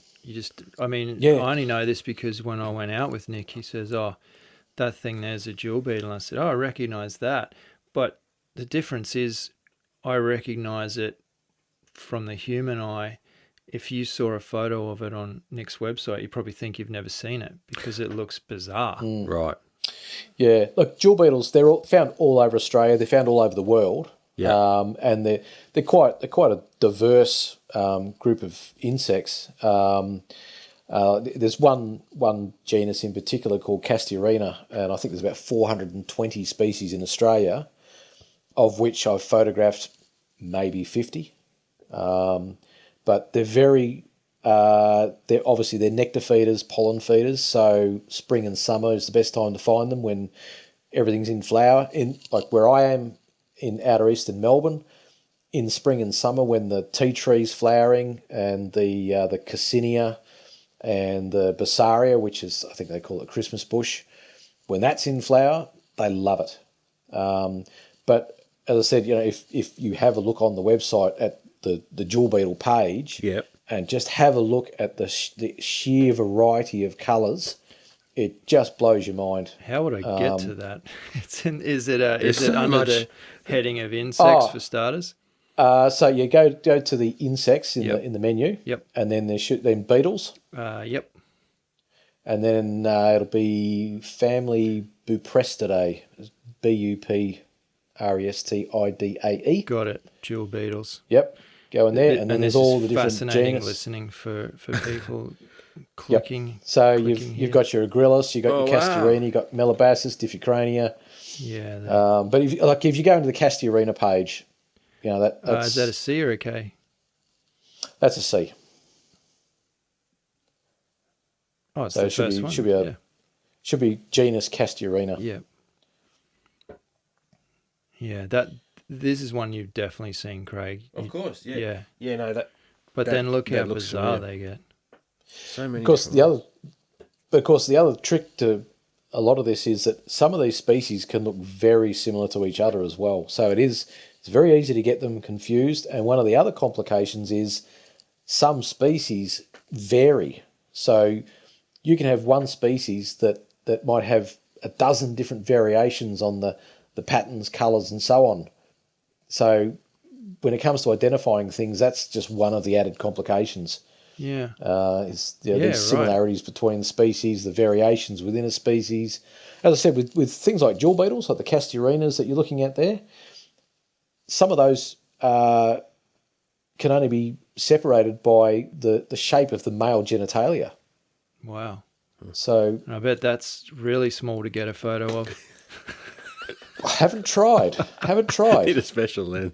You need a macro lens on your macro lens. Exactly. Unless it's a really well-endowed beetle. Yeah, it could be. Yeah. No, Yeah. I'm flicking through these and they're just, they're incredible. So this is definitely one of those things, again, to the listeners that you need to go and look this up afterwards and you'll kind of realise why it's hard to articulate the detail that we're talking about here. Yeah, I've taken a couple of pictures of lady beetles before, but this is quite It's something else. Yeah. something else. You know a cool beetle name that you've photographed a lot of is darkling. That's a great Oh, The yeah. darkling name. beetles. Release the Tenebrionidae. darklings. That's good. Yes. They're cool yes. looking too. They are cool looking. They are incredibly diverse. Wow. So they Incredibly diverse. Include lady beetles? No, It's but there not are a a couple lady beetle? that no, ladybirds are a different family. Diaperinae. What's that? It Oh, looks that's a subfamily of Right.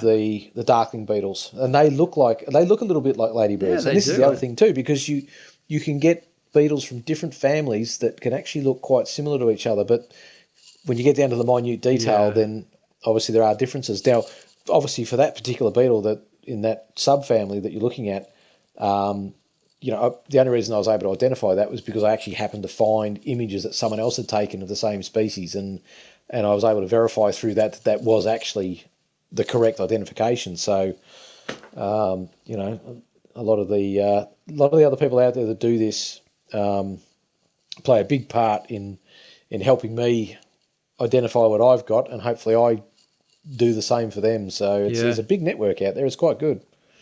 That photograph of those two mating is possibly one of the funniest pictures I've ever seen. We're always going to end up at that some point. Yeah, I'm surprised we didn't start it there. No, it is. Yep. Well, it's hilarious. It's after 10 the one PM, I'm talking folks. about. Yeah, things are going downhill. Hopefully your kids are in bed. Yeah, everyone's having a drink here. Let's start up the do waka wow music. It's fascinating. So do you ever take video?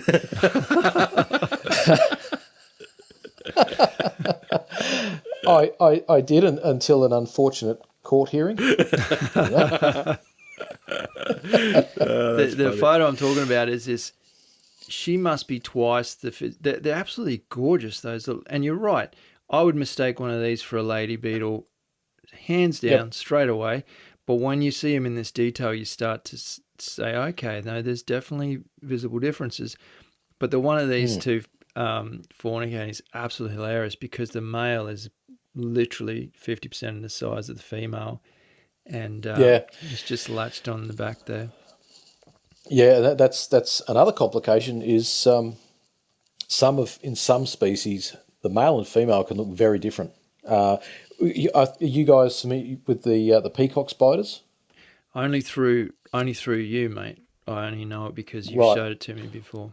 No, go on. Okay. So with the peacock spiders, if you look those up, again, they will blow your mind because a spider is a spider until you see one that is red and blue and yellow and all the colours under the sun. And in this particular, the peacock spiders belong to a genus called Miratus. If you want to look it up on the website, obviously you go to the arachnids and then look up spiders. Yep.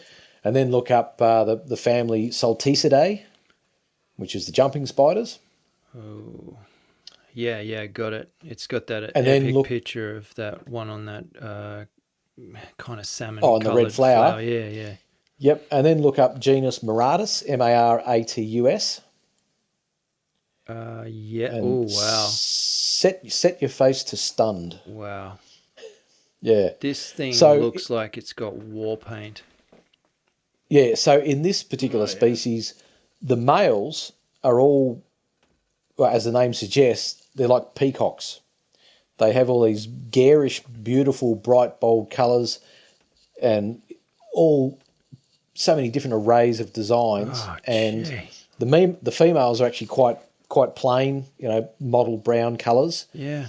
And the male, when he finds the female, that coloured section on his abdomen is like a flap of skin, and he actually raises up like a peacock fan. Really? Wow. And dances to get her attention. If you look it up, there's a couple of guys out there who are extremely accomplished at finding and photographing and videoing peacock spiders in action. And when you watch their courtship dance, wow. And this is one of these species, or one of these Miratus is a genus that over the last few years they went from having maybe half a dozen described species to now having between 80 and 90 described species, and they're finding more all the time. It's incredible. I challenge anybody who has a fear of spiders to jump on and have a look at what we're talking about. I'll of course put some links and whatnot on our website. Yeah. But you look at some of these, and all of a sudden there's just no fear whatsoever. It's just pure beauty. Yeah. I can't. And while the arachnophobes are there, they can have a look at the Huntsman page. Yeah, well, yeah, that might scare them. That's a different story. There's nothing pretty about them. No, I'm kidding. It's all beautiful. Hey, mate, I just want to change tact a little bit here. When we caught up at Condolella Falls, I remember I've still got some good footage of that and some average footage because I was not very good at what I did all those years ago. But when we sat down and I was asking you a few questions about, what you do and why you do it and all of this sort of stuff. Rather ignorantly, I didn't know anything about this until you said it on camera. But you started to talk about, that you suffered from depression, and it kind of shocked me because obviously being a friend of yours, I didn't know anything about it. But you did mention how this kind of helped you have focus, or I can't remember the details, but could you unpack that for us a bit? Yeah. Look, I've dealt with depression and anxiety for most of my life. It was sort of became more intense after I was assaulted one night for no other reason than being in the wrong place at the wrong time. Okay. And so after that, it made it very difficult for me to face crowds. I still don't like going out in crowded places. Yeah. And it started to really ingrain itself into my everyday life, and I would feel sick going to a family function. Oh wow. I would feel sick going to work. And there was 1 or 2 days when I was halfway to work and I had to turn around and go home because I couldn't face it. That's incredible. So it obviously got to a point where I was really just, almost wanting to become completely reclusive because I just could not face the people.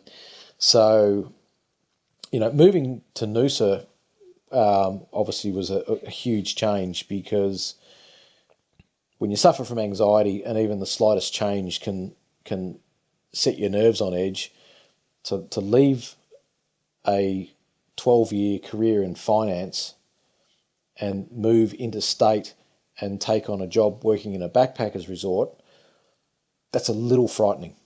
Yeah, the thing is, mate, that's frightening for anybody. That's just any person without any anxiety problems at all. That's massive. Well, I mean, the first day at work at the backpackers, I didn't want to drive the bus into town because I was too nervous. Yeah, right. So and then I think not just the photography. I think it started maybe a little bit before that, but I think living in Noosa, I think it's, and you understand this, there's a different lifestyle, and there's a different pace of life there. And I actually found that actually suited me quite well, because it was very easy to just drive 5 minutes up the road and you're in the rainforest. Yeah. Just for the listeners around the world and the country, Noosa is quite a famous coastal town, which a large part of the area is a national park that sits right on the water's edge. Fascinating place, beautiful, physically beautiful place. It's not so as far as infrastructure and everything goes and buildings and that, there's a cap on the height of buildings. So we're not talking about something like the Gold Coast where you've got literally skyscrapers next to the beach. We're talking about something a lot more subdued and it's a slower pace. It's relaxing and it is. Yeah. And I think with the job I had working in the backpackers, obviously I was dealing with people who were on holiday. Yeah. They were just out to have a good time. They were having fun. They were relaxed. And I think obviously that helped me, because I was just dealing with a lot of just happy people. Yeah. And you can't help but be happy around these people. It's true. It's true. I mean, that's where we met. I was working in the restaurant of the same place. So I know what you mean. Everyone who comes in to have something to eat was having a good time. And yeah, exactly. Yeah, it's funny. Exactly. Whenever then they'd come in.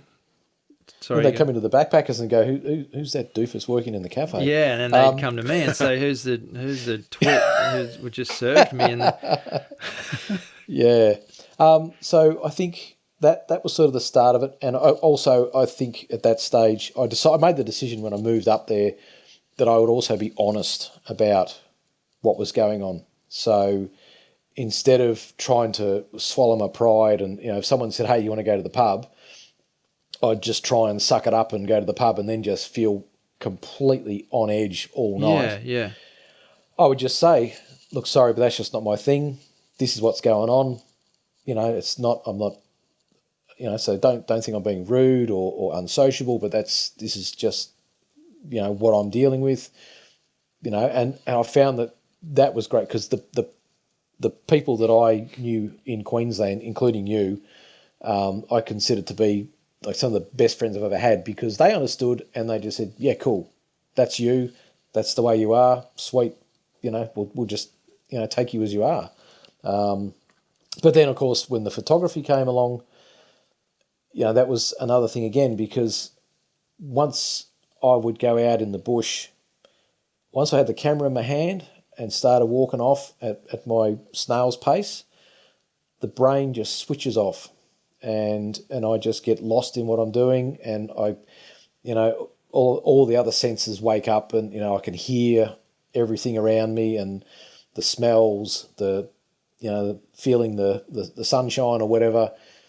Your brain just goes into this nice, low, steady state, and you just forget the world for a few hours. And I found over time with that and the combination with my job, I sort of taught myself just to go with the flow a little more. Right. So it got to a point where I'd say, yep, I'll go out, but if I don't feel comfortable, I'm going to leave. Yeah, right. And invariably I would go out and I'd actually find I'm having a good time. And, and instead of going out, one of my big problems was I'd go out thinking about all the bad things that could happen. Yes. And so you get so focused on things that probably aren't going to happen that you just forget to just relax and enjoy the moment. So I eventually learned to sort of turn that around a bit and say, I'm going to go out, but I'm actually looking forward to seeing this person.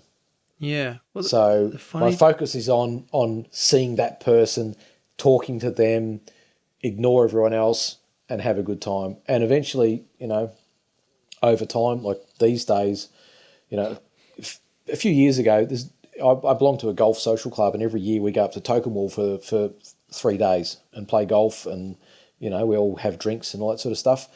A few years ago, I could never have done it. There's no way on earth I could have done it. Yeah, right. But now I look forward to it. I love it. It's funny, as an observation earlier in the podcast, it's just like the exact opposite attitude that you take when you head out with your photography gear. Because you said earlier, when I said like what happens when you head out and you have a bad day, you don't get a photo. You say, well, I go out there, hoping to have a good day. And that's the opposite of the mindset that you would take into public places. So it's interesting. It sounds like maybe there's some therapeutic benefits of the time you've spent in the outdoors. Oh, absolutely. There's no doubt about it. I'll never say I'm completely cured. I mean, if someone said, hey, you want to go to a pub in the city? No. I just wouldn't do it. Yep. But at least I'm at that point now where, if people want to go out, if friends want to go out for dinner somewhere, sweet, no problem, because I'm with people I know, people I trust. Yeah. And I think one of the biggest things is being around other people who are drinking, because obviously that's when you're not sure of what level of control they have. Absolutely. And that's when you don't know whether you can trust them or not. Mm-hmm. And I've been around people who, once they've had a drink, they are, they're scary people. Yeah. But you try doing this whole podcast every week after week, sitting next to Craig while he's sucking down beers like there's no tomorrow. I'm scary. I was kind of surprised. I'm surprised the two of you aren't alcoholics. Yeah. Crikey. Yeah. Well, one of us is. Yeah. Totally. But, look, at the end of the day, look, I just learned to just laugh at myself a bit more. That was probably an important thing. I still will have days where I'll wake up and I'm just down. There'd be no explanation for it. I might have been top of the world the day before, and then I'll wake up the next day and I'm just in a real flat spot. But the good thing these days is that I know it will pass. Yeah.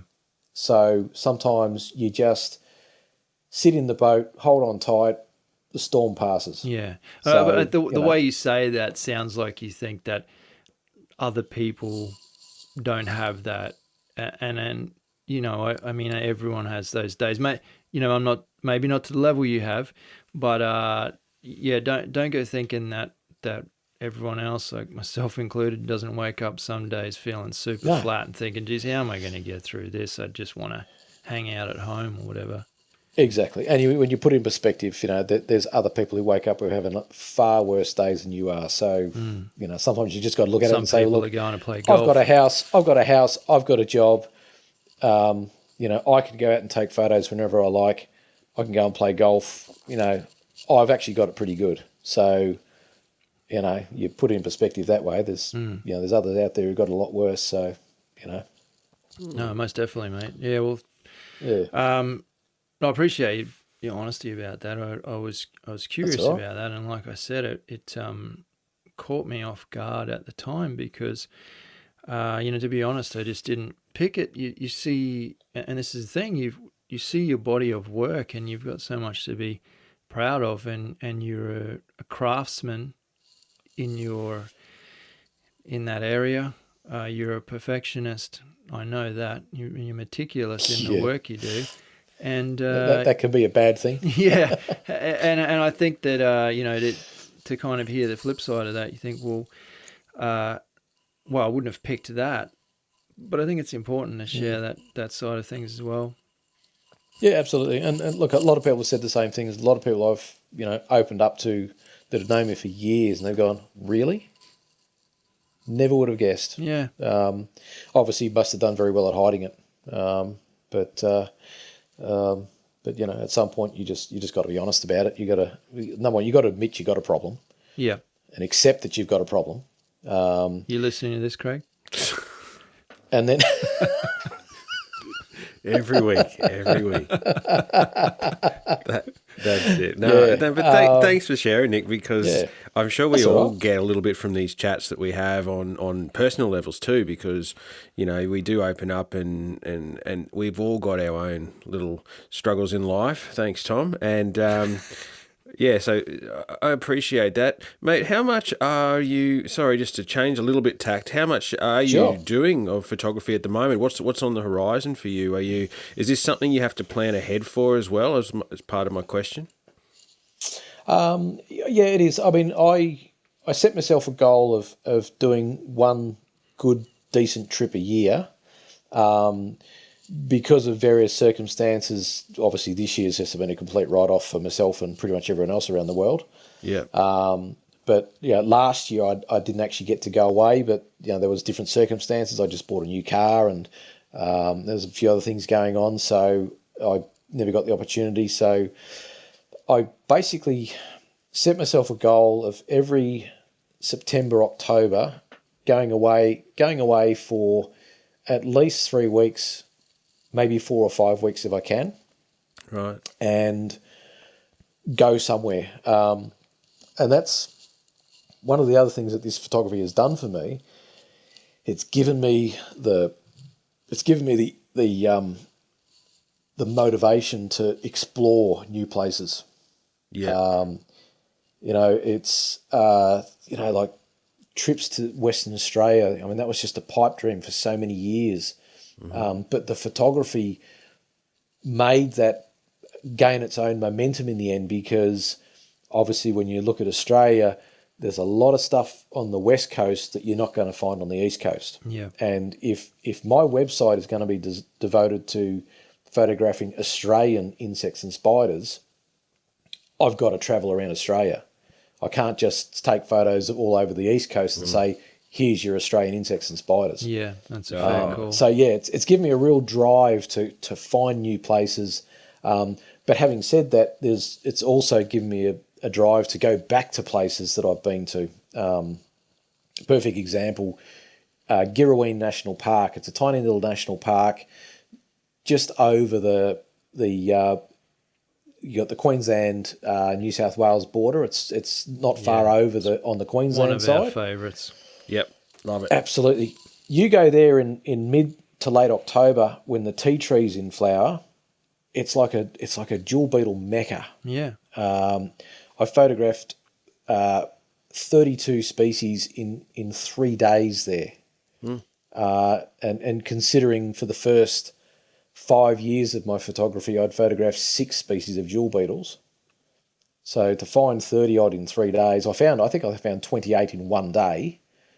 Obviously you want to go back to places like that because you know that even though you've found 28 species, you know there's more. Yeah. So there's always this constant drive to find new places. So like I said, I sort of sit down, usually around this time of year, I start thinking, right, I want to take 3 or 4 weeks off, September, October. And then I'll start thinking, okay, do I want to go back to Queensland? Do I want to go to South Australia? Obviously the Western Australia trip was a huge one. That took a couple of years to really plan solidly because that was a massive trip. Or I could just say, right, I might take 2 weeks off.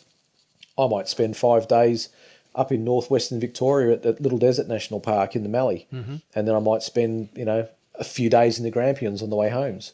And then, just spend a few days just doing day trips around here. So, there's always. Are you predominantly trying to plan around that spring, summer, purely for the increased activity in the insect Yeah, absolutely. life? Okay. Absolutely. Yeah. Melbourne in winter, it's like a green desert. There's still insect life around, but you've got to work hard to find some of it. Right. I could go out tomorrow and if I really, if I look under rocks and logs, I'll invariably find something. But, in spring, summer, when the wildflowers are out and, that's obviously the boom time for most insects and spiders.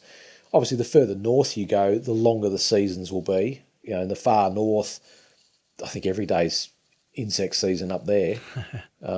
So that's the next step is, I've got to go to Darwin and up along the top end. Yep.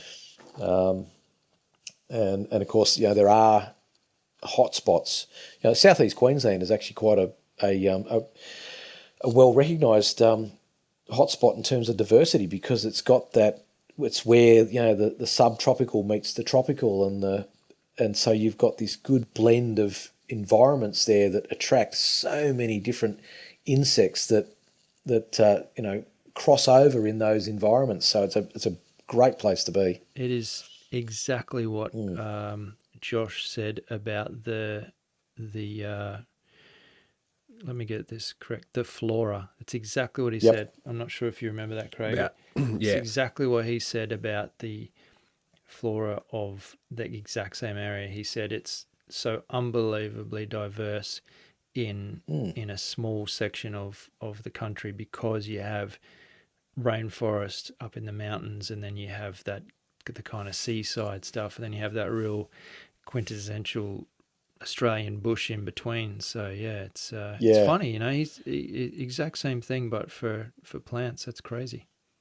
Yeah, exactly. Well, you find diversity of one, you'll find diversity of the other. I'm guessing that one obviously attracts the other too, in your case. Oh, absolutely, yeah. And that's obviously why I prefer to travel when the wildflowers are out because I just know that's a big attractant to a lot of nectar feeders. Yep.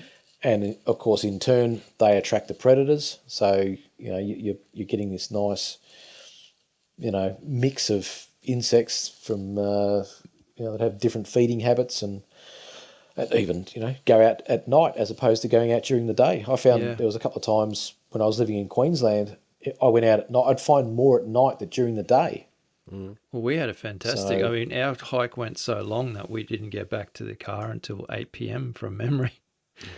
Yeah. So on the way back, the last sort of 2 hours were stopping at each tree and rock and just finding some pretty cool, all sorts of weird stuff, mostly spiders cruising around. Yeah.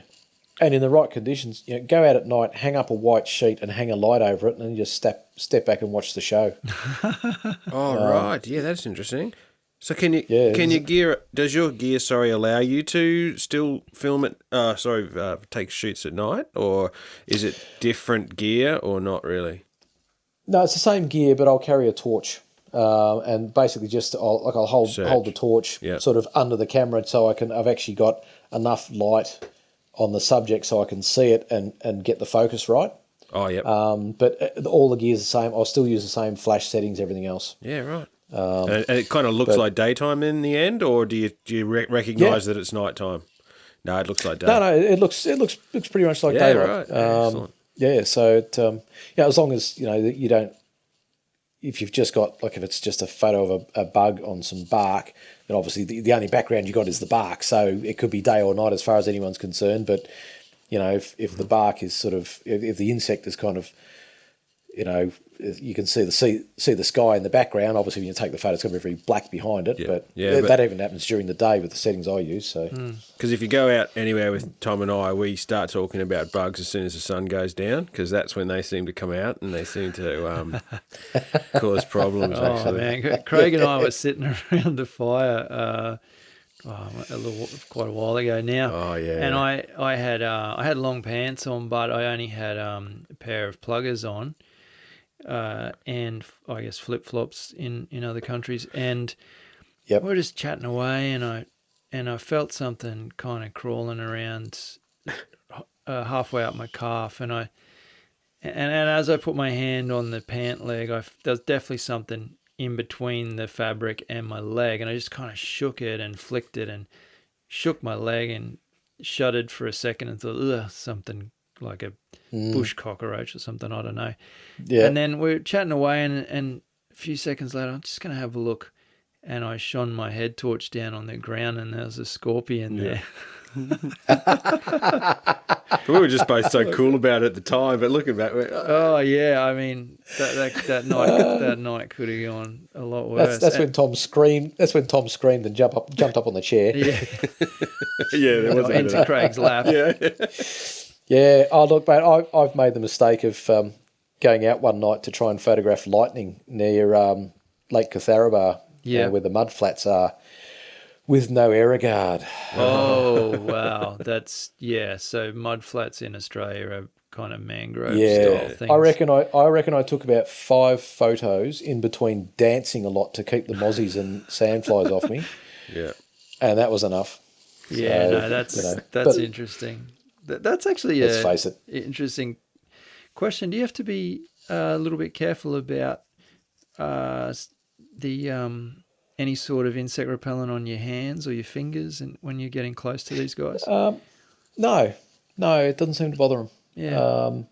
It's I think someone, I don't know if this is right or not, but I think the idea behind insect repellent apparently is to make you invisible. Yes, that's actually a good mosquitoes point. And flies. Yeah. So as far as I'm concerned, if I put an error guard, they can't see me. Yeah. Nick wears full camo as well. Yeah. Just say, all they can see, and everything. I was going to ask about that. all the insect can see is a camera approaching him. He dresses like a jewel beetle in a giant costume. Yeah. No, actually, I'm more like that alien dude out of Predator. It's just this faint glimmer. All the bug sees is these 3 red dots appearing on its chest. Yeah, let's be more honest. It's more like a cloak of sequins, isn't it? You're not wrong. But the error guard, no, it doesn't bother them. It doesn't bother them at all. And obviously, when you go out at certain times, and depending where you are, especially in some of the swamps, the march flies can be horrendous. Oh yeah.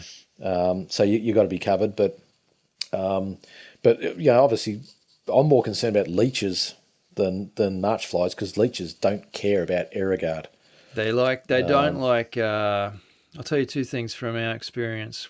We spent a lot of time in Lamington National Park and getting smashed. Craig has some kind of a world record for the amount of something like 102 leeches around his neck, which was fascinating for me. That beats my 55 sandfly bites. Oh no, it was off the charts. Yeah, it was lots. And 2 things they don't like is they don't like I don't like to drop names here because we're not sponsored by them, but the Bushmans with the DEET in it. Oh yeah.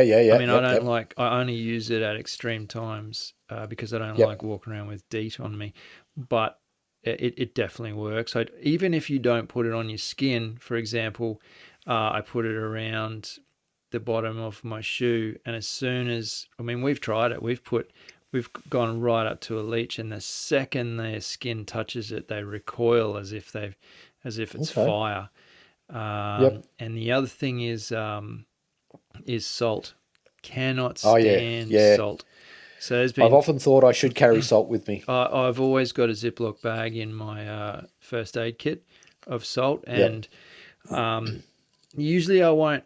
It'll stay in there until I actually start finding them. Okay, there's some getting around my neck or whatever, and then by that time you've usually worked up a bit of a sweat while you're hiking. So then I'll just get the salt and rub it all around and just leave it on. Just leave it in around my neck, and they touch that, and the same thing.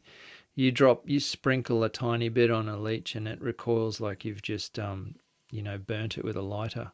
Is that a successful way for them to release as well, is it, or not? Yes, that's, in my opinion, and from all the different methods I've ever seen, the biggest, what you're trying to avoid is grabbing them and giving them an opportunity to regurgitate into so where they've bitten you. Biting's not really the right word. Where they've broken the skin, they're sucking blood into their body. What you don't want to do is give them time to regurgitate any kind of just anything out of their body back into your bloodstream. That's why squeezing them can be bad. Yeah, you grab it and you try to pull it off. You just some people, and I have done this in the past, I've got the blade of my knife and just kind of flicked them off where they're attached, and I believe that's pretty damn good. I wouldn't use a flame. As soon as you hit it with a flame, it's going to regurgitate. And probably, I was going to say that the flame works, but if they don't come off straight away, it really starts to hurt. Yeah, I get you. Yeah, your pants catch fire. Yeah, very dangerous. But no, for me, I'd say always, if you see them there, just take the extra minute to get. They've already been on you for who knows how long. Just take the extra minute to get the salt out and just sprinkle it on there. And the second it hits them, they're off. And I've never had any issues with the bites. Yeah. Oh, look, it just comes with the territory. It's part. I've been ticks, bitten, mate? I've had ticks. I've been bitten by ants. I'd rather a leech any day over a tick. Cannot stand it. Ticks worry me. I think because of their reputation. But on the Western Australia trip, I think in total I ended up with 8 or 9 ticks that I had to remove at some point, various times. It's not good. Do parasites get a mention on your website, Nick? Tom, do I mention you on there or not? Good work, good work, Nick. Sure, I'll pay you for that. That's good. You guys set that up, didn't you? I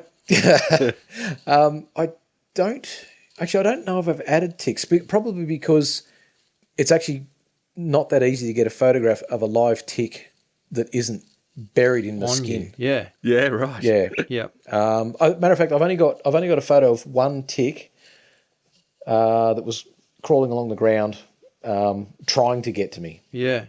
But look, like I said, it's one of those things. Whenever I go out, I've had my fair share of mosquitoes, march flies, leeches. I've had ticks. I've been stung by bees, wasps, ants. I've been bitten by spiders. I've had some close calls with a few snakes. Yeah, I was going to say that you're down on their level a lot of the time, leaning over logs and stuff. Yeah, I've nearly stepped on a brown snake once. Oof. I've nearly stepped on a red-bellied black snake. But fortunately, like a lot of the times, the snakes, they're not really out to bite you. They'd rather get away if they can. Yeah, but you're moving so slowly and quietly that they may not, be aware of you as they are if we're marching through at a speed. Yeah, well, that's true too. I'm not sure who gets a bigger fright, either me or the snake, when we realise that each other's there. Yeah. But again, look, sometimes they present their own photo opportunities. If you come across a snake that's just dozing in the sun at your feet, is that party that kind of goes, well, how close can I get and get a good photo? Yeah. Which is usually not very close. But Yeah, sometimes you've got to try. I didn't want to misquote there, but I was pretty sure that the eastern brown at least was Australia's deadliest snake, and it just confirmed it. And then number 2 is the western brown. So Yeah. it doesn't matter which brown you get, you got a problem. Yeah, exactly. Fortunately, and I found this out the other day, a couple of months ago, there's a mate of mine in Canberra who was bitten by a brown snake over summer. Turns out that about 80% of brown snake bites are what they call dry bites. Mm-hmm. So they won't actually use venom. It's more just I'm biting you just to give you a message, now bugger off. Right. And he was one of the fortunate ones. He was bitten, but it actually didn't inject any venom whatsoever. Wow. So there, take your chances. It's only a 20% chance of being envenomated, but No. Just to put that good odds in perspective on a worldwide scale, it looks like the eastern brown's coming in at number 3. Yeah. And we got a few in the top 10, I can tell you. Out of the top 10, and I'm sure a lot of people already know that, we've got number 1, inland taipan, number 3, eastern brown, number 5, coastal taipan, and then we've got tiger snake's got to be in there somewhere. 9 and 10, tiger snake and western tiger snake are 9 and 10. So yeah, it's great fun out there. Kids, come over and visit. Yeah. Well, as I used to tell the tourists at the backpackers, everything in Australia is going to try and bite you at some point, including some of the locals. So accept it. Yeah, that's not a nice way to talk about me. Hey, restraining. Yeah, me too. In an ABC article that I read, you were labelled as a self-proclaimed loner. Now I think we've gone into that a fair bit. So I've always loved that. Yeah, but my question's not about that. It's quite simply, do you think that you prefer the company of insects over humans? Oh, I hate people. Yeah. Great question. Great answer. I find it's not so much that I don't like people. I mean, I have, my family and my friends who I love dearly, and I love spending time with them. But I just prefer the solitude. And it's I guess the insects and spiders themselves. I mean, the diversity, the beauty, the colours, they're not out. They don't live for commercial reasons. Yes. You know what I mean? So they're just there, and they're just doing their thing to survive and reproduce, and but in doing so, they are keeping us alive by pollinating plants and cleaning up the rubbish and doing this and that and everything else. So, in a lot of respects, humans could probably learn a bit from what the insects do. Yeah, a lot. But yeah, I mean, look, I often, there's been times where I'll actually go out and take photos. There's other people that enjoy what I do as much as I do, and I love going out and taking photos with them because we both know that we don't have to speak to each other if we don't want to. Yeah. And, so you're not sort of walking around with someone behind you going, oh, look at that. Oh, do you see that? Oh, what's that? Oh, what's that? What are you taking a photo of? Is that your recollection of your outing with Tom? Yeah, I figured he was referring to that. Oh. That's awkward, isn't it? Craig, if you've ever been out with a 5-year-old on a sugar high, you and Tom on an outing. Why you got all that weird stuff on your camera? Yeah. I think we were there 5 minutes. Oh, can we go home now? Oh, that's right. Are we there yet? That's right. Yeah. Turn it up, guys. Yeah. This is all get edited out. We know that. Yeah. But But as I said, when you go out with other people who are in the same frame of mind, we go out, we'll sort of end up. This person will be 50 metres that way. I'll be 50 metres that way, and we're just off looking for our own things. And at some point we'll meet up and have a look at this. What I photographed. Oh, where'd you find that? I'll show you. Bang. Yep. Good. So it depends on who it is, because you get some people that. Some people have actually made it quite clear. I would never go walking with you because I actually want to get from point A to point B, and I just want to walk, and that's fine. If they want to do that, that's fine. But I think my parents, I reckon they've copped it the most. I've had quite a few outings with them. We've gone somewhere and I'm just dawdling along, checking out the trees and everything else. And I think at one point, I think my dad actually said to someone, "Oh, that's our son. He's special."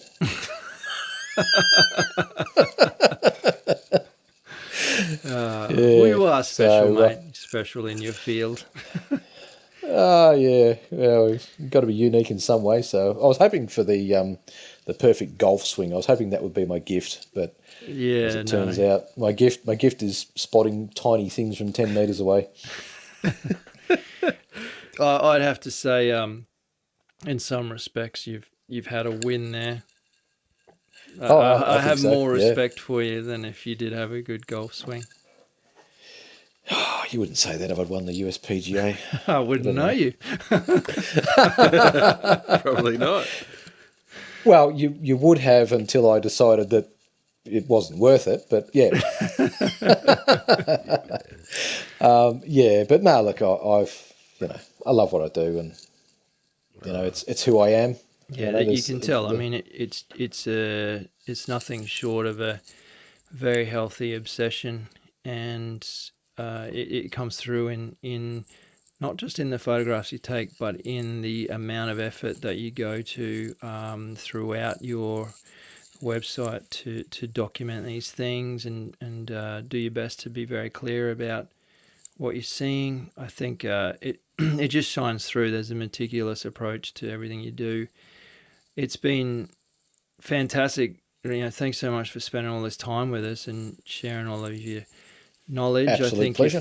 if there's anybody who was listening who, even had that small kind of inkling that this was something they might want to get into, I think this is you've pretty much ruined them for life. They're just about to go and sell their car and buy a kick-ass macro camera.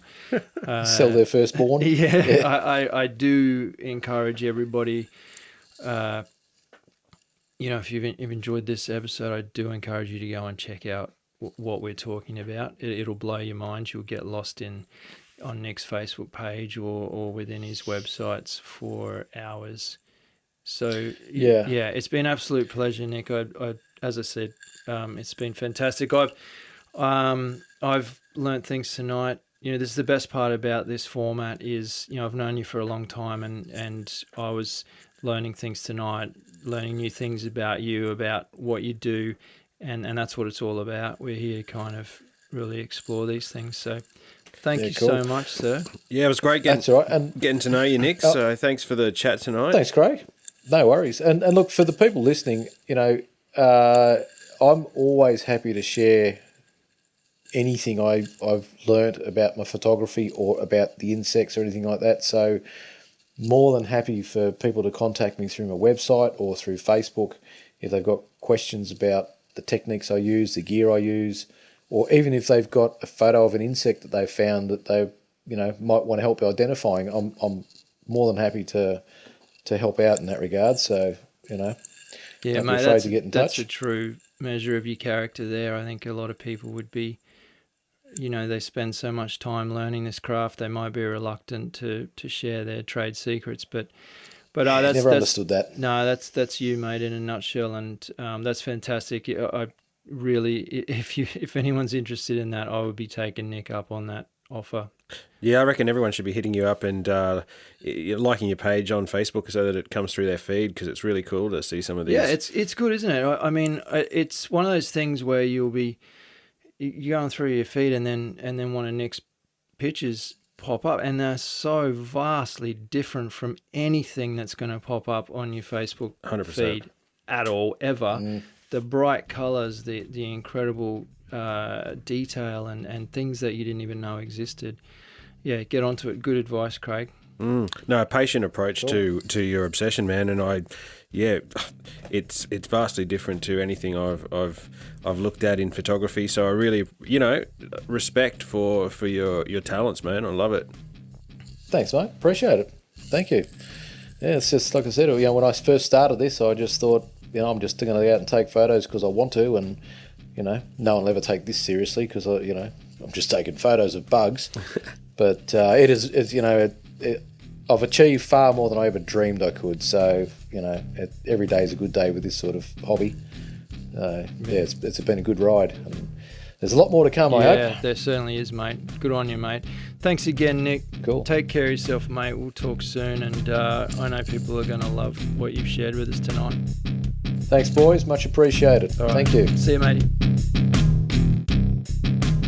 If you're listening to this podcast on iTunes, we'd really appreciate your ratings and comments if you can spare the time. If you'd like to know more about HikeordieTV and keep track of our adventures around Australia, make sure you drop by Hikeordie.com. That's where you'll find all the information you'll need to follow us on YouTube, Facebook, Twitter, Instagram or Pinterest. As always, we appreciate your support. Thanks for listening.